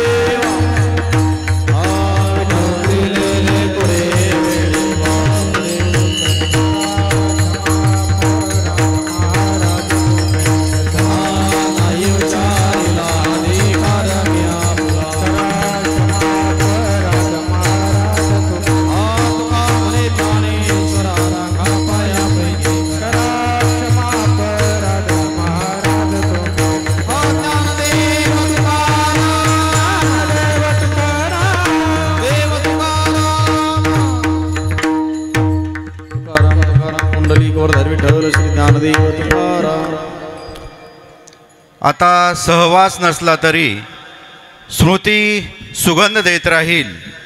आता सहवास नसला तरी स्मृती सुगंध देत राहील. जीवनाच्या प्रत्येक वळणावर दादा तुमची आठवण येत राहील, दादा तुमची आठवण येत राहील. असे आपणा सर्वांचे लाडके, आपणा सर्वांशी अतिशय प्रेमाने आणि तोंड भरून बोलणारे कैलासवासी निवृत्तीदादा म्हातारबा आव्हाड यांचा आज प्रथम पुण्यस्मरण.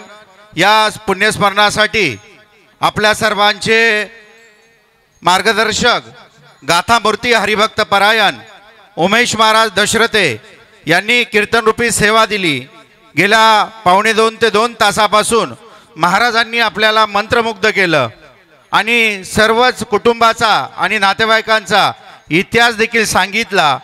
असे हरिभक्त परायण उमेश महाराज दशरथे यांचे मी आव्हाड पाटील परिवाराच्या वतीने हार्दिक आभार मानतो. आणि आपण सर्वजण दादांच्या प्रेमापोटी, आव्हाड परिवाराच्या प्रेमापोटी या ठिकाणी एवढ्या मोठ्या संख्येने उपस्थित झालेला आहात. निश्चितच वेळेवरती महाराजांनी कीर्तनरूपी सेवा दिलेली आहे. आपल्या सर्वांना दादांना आदरांजली व्हायची आहे.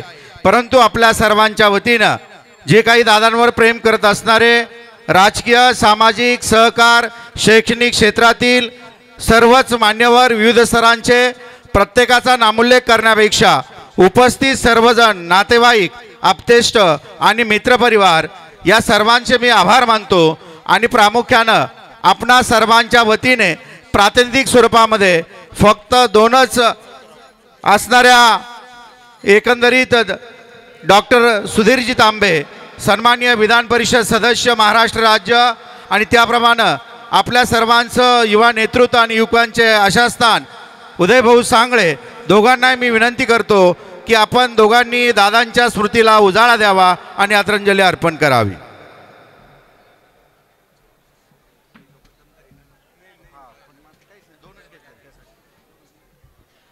कैलासवासी निवृत्तीदादांना जाऊन आज वर्ष झालं. आज त्यांच्या प्रथम पुण्यस्मरणानिमित्त ज्यांनी परमार्थिक सेवा केली, चिंतन केलं, ते हरिभक्त परायण दशरथे महाराज दादांचं व्यक्तिमत्वच असं होतं की आपण सांगितलं ते खरं आहे की आजची जी उपस्थिती आहे ती खऱ्या अर्थानं निवृत्तीदादाच्या प्रेमापोटीच आहे.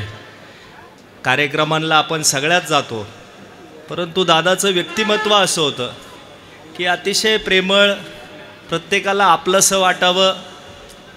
कधीही भाऊ म्हणून कोणालाही हाक मारली तर त्या आवाजात, त्या वागण्यात एक आपलापणा आणि एक जिव्हाळा असायचा. त्यामुळं दादांचं जाणं हे प्रत्येकालाच अतिशय चटका लावून गेलेलं आहे. गेली 2 वर्ष त्यांना एका दुर्धर अशा आजाराने ग्रासलं. खूप अशी सेवा या कुटुंबाने केली, त्यांना त्या आजारातून बाहेर काढण्याचा प्रयत्न केला, परंतु शेवट जन्म आणि मृत्यू हे विधिलिखित आहे. याचं कोडं कधीही आपल्या कोणालाही उमजलेलं नाही आणि नियतीने या कुटुंबावर आघात केला. एक अतिशय प्रेमळ असं व्यक्तिमत्व परमेश्वर आपल्यातून घेऊन गेला. त्यांचं जाणं हे आपल्या सगळ्यांसाठी अतिशय दुःखदायक आहे. परमेश्वराजवळ त्यांना निश्चितच सद्गती लाभली असेल. मी उपस्थित आपल्या सर्वांच्या वतीने भावपूर्ण अशी आदरांजली अर्पण करतो. रामकृष्ण हरी. यानंतर डॉक्टर सुधीरजी तांबे साहेब.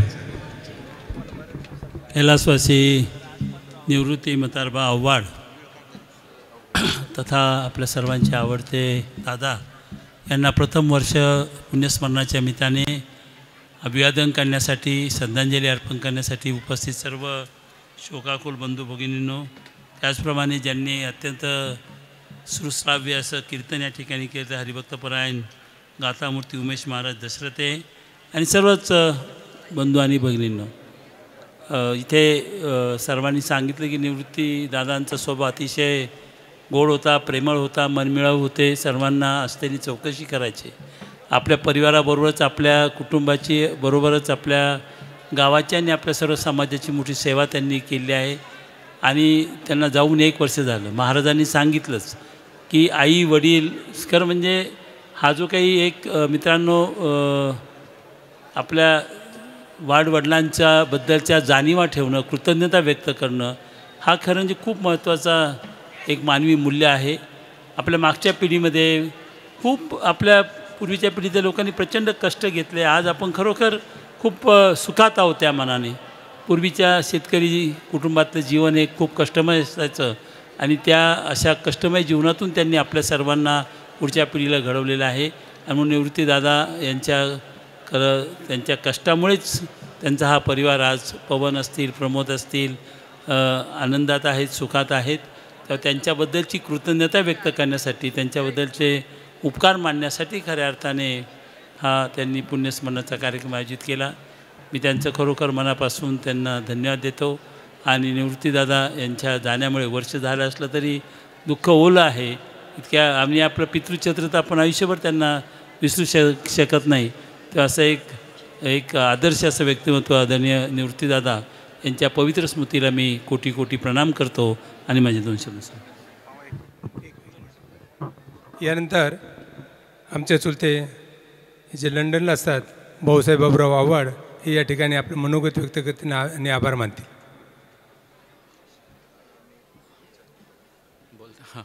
नमस्कार. आज तुम्ही इथे सर्वजण आमचे प्रिय बंधू श्री निवृत्ती म्हातारबा आव्हाड यांना वर्षश्राद्ध देण्यासाठी जमा झाले.